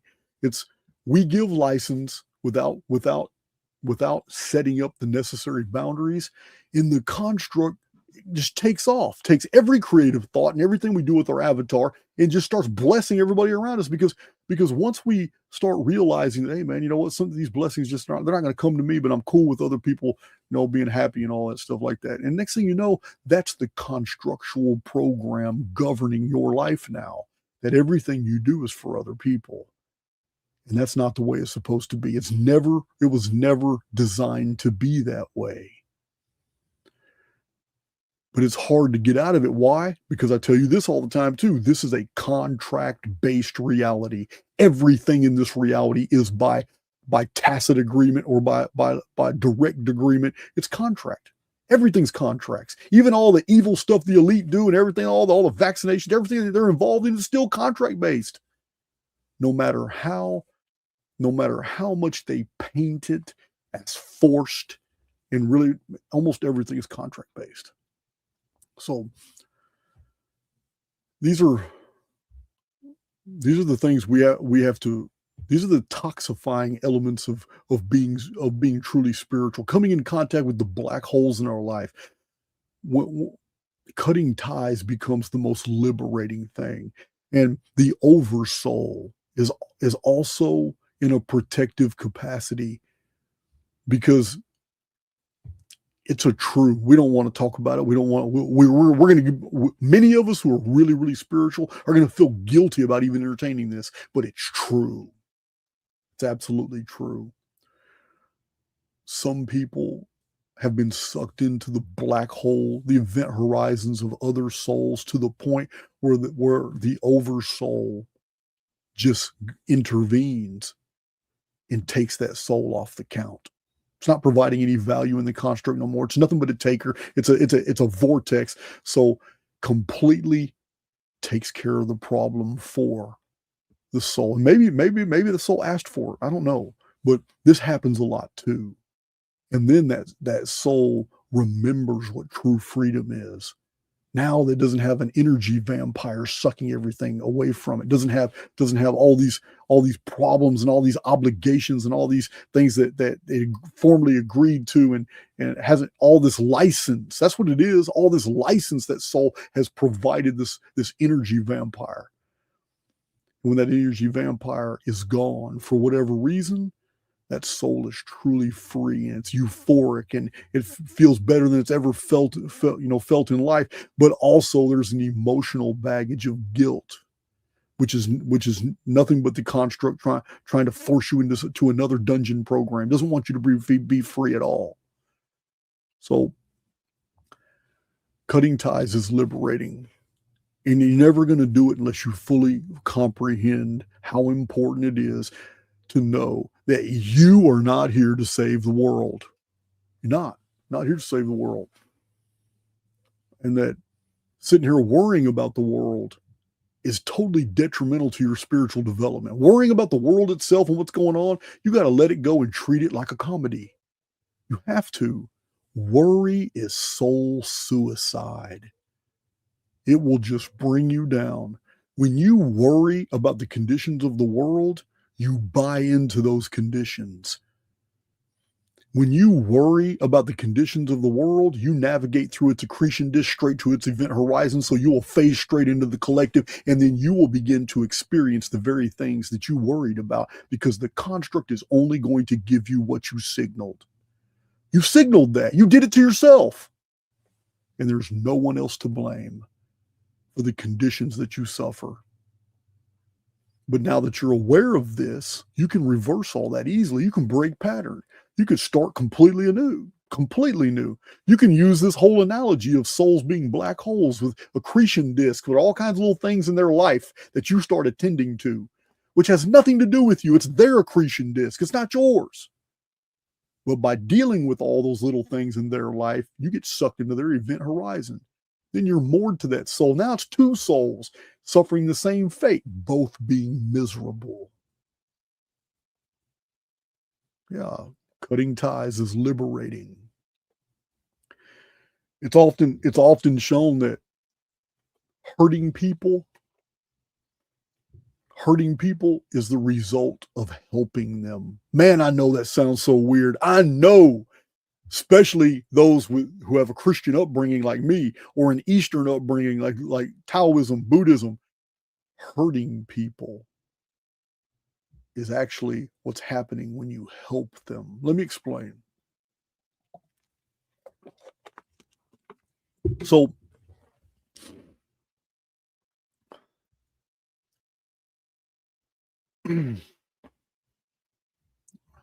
what's a good way to attach this? So, you've heard the expression, no good deed goes unpunished. Yeah. How many times have you tried to intercede for another soul, trying to do something good, and it completely backfires, and all of a sudden all the negativity that individual was experiencing gets dumped on you? Well, you did that. You did that because your activities told the construct to take the burden off that individual and put it on you. Because you interceded, you got involved, you did all that. And some people think that's it's an honorable thing to do, but from a transient perspective, from the perspective of spontaneity, which is totally spiritual, it is a virtuous act. But when it becomes a journey and not just a visit, then it becomes detrimental to both souls. So random acts like spontaneity, these color the soul. But once you moor yourself to another soul in the act of trying to help them for long periods of time, or trying to help them on the same thing over and over, you're no longer helping that soul, and you're sure as hell not helping yourself. So you've heard of the term enabling dependency. When you provide constant assistance, no matter what that assistance is it help? Do you always help this individual go do stuff? Okay.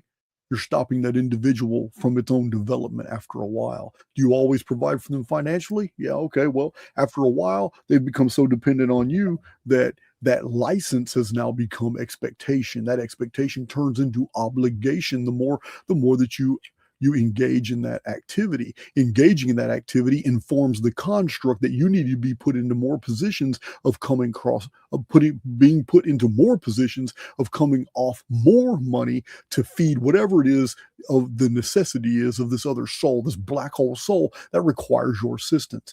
Because you keep assisting that soul, the construct will create phenomena where that black hole soul needs more assistance and projects that need onto you to be fulfilled. Because this is what the construct thinks you want, because you're doing it. You're doing it over and over and over, and the construct sees this as a pattern. It speaks in patterns. It interprets things in patterns. This is what it means to move the avatar in the direction you want. This is exactly what the construct does. It reads all your movement as signals. You are telling the construct, I want to give all my time, energy, and money to this individual. This is what you broadcast to the construct by doing it again and again and again. And you get caught in this dungeon programming feedback loop that makes you miserable as hell, does not help them, actually toxifies and poisons their soul, and it turns them into a POS. Turns them into a POS that's no good for society, no good for anything. And you did it because you wanted to be a good soul. This world is the photo negative of a real reality, and everything that we think is right is almost wrong. This is another tenet of Archaix. I tell you all the time. Everything here is almost the exact opposite of the truth. It is so pervasive through the Materium that even the holiest teachings we have ever experienced only come to us in metaphor, allegory, and in parables, because parables are images of truth. They're not the truth. Because you can't be told actual hardcore truths in a construct based off a substrate of lies. You can't. Everything here. This is why the greatest things we ever do all start off as lies. This is why you must be a liar in order to effect truth. Jason, what do you mean I got to be a liar? It's very clear. If I want something to manifest in my life, that means I don't have it yet. And if I have to call those things that be not as if they are, if I have to act as if I am until I am, if I have to fake it to make it, then that means that from my very first initiatory acts toward anything generative means I start off as a lie. The Bible tells me to call those things that be not as though they are. The Bible telling me to lie in order to create. Does that mean the Bible's evil? No. No. It means that it recognizes a very deep aspect of our situation here, that we are trapped in the Materium, and it is all based off deception.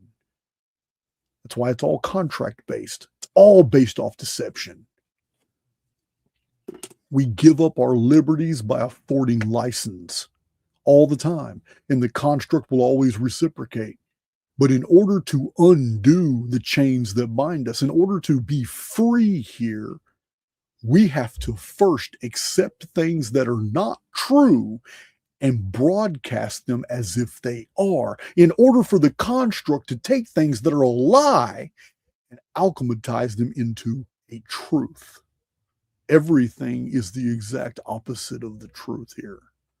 So this is, you can't spend your life helping others. You cannot save the world. You cannot save a construct that is bent on destroying itself. In a cyclical way, the construct is completely programmed to destroy itself. That's all it does, is destroy itself. Build, destroy.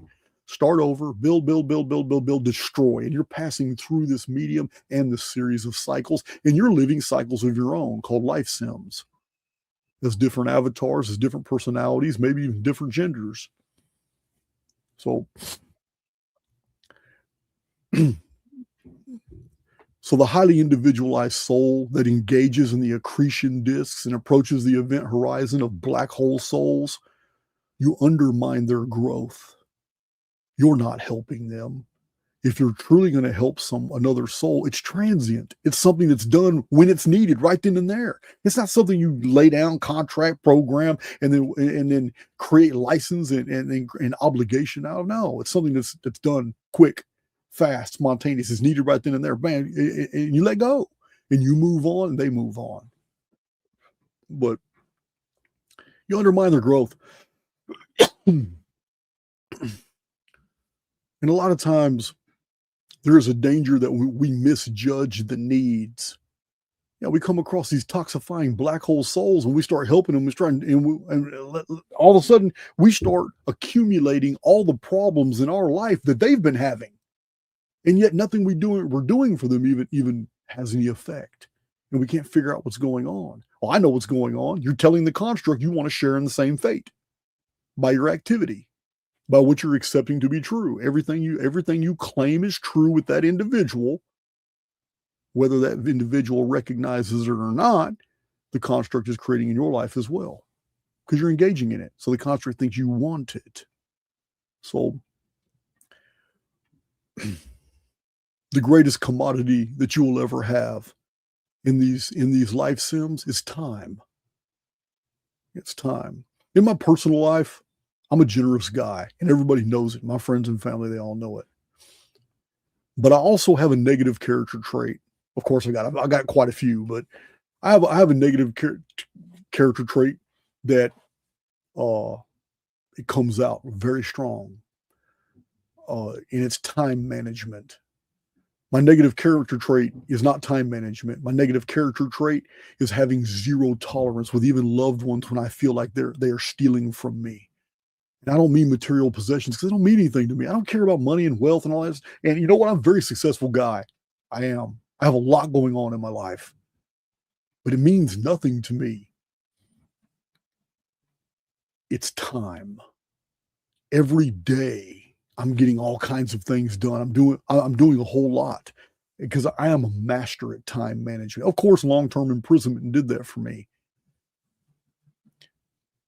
But when people come into my field, I often get short with them. And I don't mean to. I don't mean to be rude. It comes off as rude. And I guess it is rude, but like if somebody needs something from me and they're on my property, I get infuriated.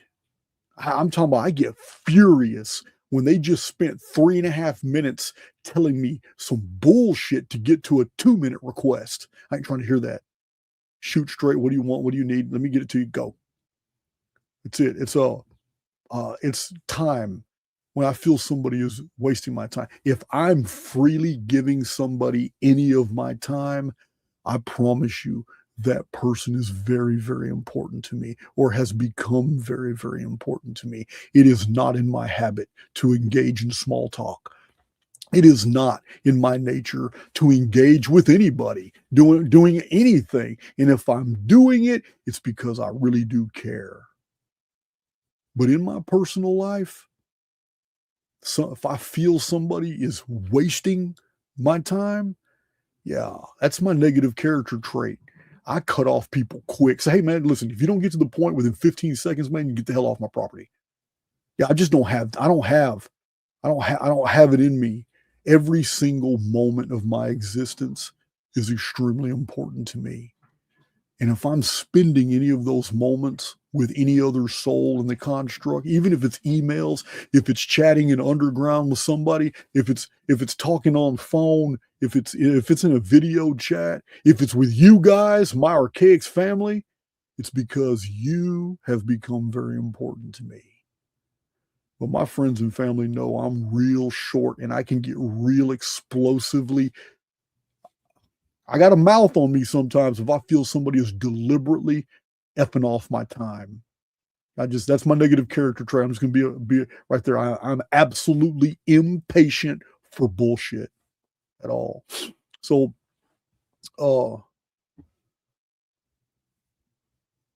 that's a time drain, what it does to the soul. But there's another aspect too, and it's we love to think of how good we can make other people feel or how good it will make us feel. But the truth, the real reality, and this is a real reality in my life too. I'm not going to give you any details. But sometimes when you help people a lot, it has the opposite effect than you think. It creates a deep and abiding resentment. And they can't even hide it. And after a while, it weighs on the soul when you realize, damn, all this time and all this I've invested in this person, and all this wealth that this person's drained from me, and all this, you know what? It's all this time this person has caused me to really lose. Now that I realize what kind of person this is, I said, you can see it in their eyes. When they come into your deal, they may pretend to be cool and all that stuff, but you know what? The highly individualized soul sees through all that bullshit. And I do have people that are very close to me. And I know that deep abiding resentment is just right there on the edge. And it comes out in speech. It comes out in tone. It comes out in behavior. And I pick up on it, but I just never say anything. This too is because I've accepted so much from another soul's accretion disk that their accretion disk becomes a part of mine. So, and also we stifle initiative. The individuals that we help or routinely help, yeah, after a while, we have completely killed their initiative. Yeah, we have done them injury in the act of trying to help them. Yeah, we have killed their whole ability to even enter the co-creator relationship because they're not relying on source. They're not relying on anything in the God or Oversoul or anything. They're relying on you. And that right there completely enslaves you to them, because the construct is going to honor that relationship. That individual has abandoned the co-creator relationship and is now fully invested in receiving from you the very things it could have done for itself. The construct sees this behavior, sees that you're feeding this behavior, forges the necessary feedback loop for you and this soul, which draws you further and further away from source and deeper into that soul's bullshit. You guys know what I'm talking about. You've done it before. You know what I mean.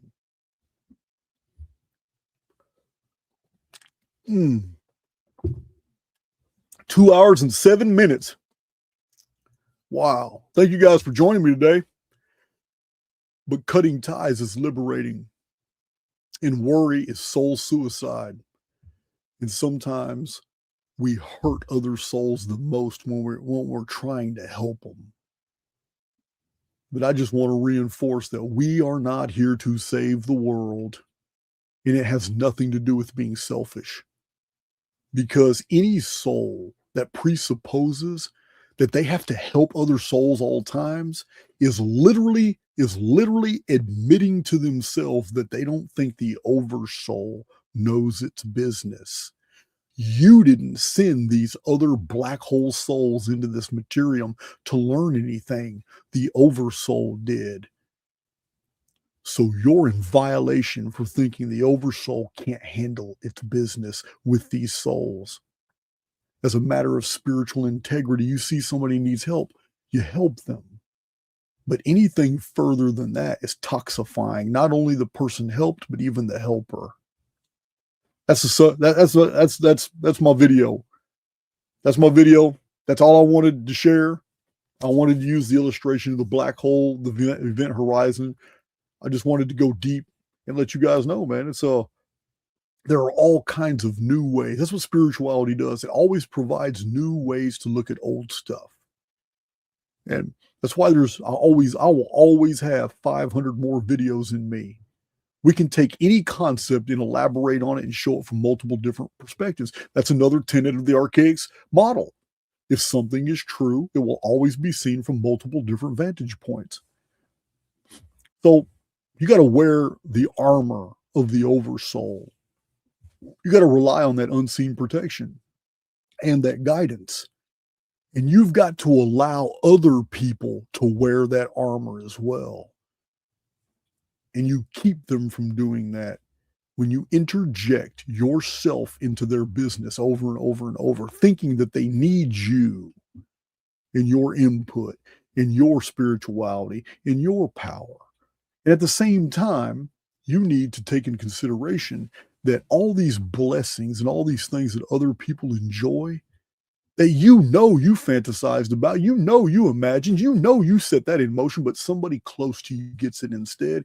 You just need to send the right signals to the construct, because the reason they got it and you didn't is because you didn't send a signal. You created something into the field And the field will never hold a creation. It's going to export it as experience somewhere.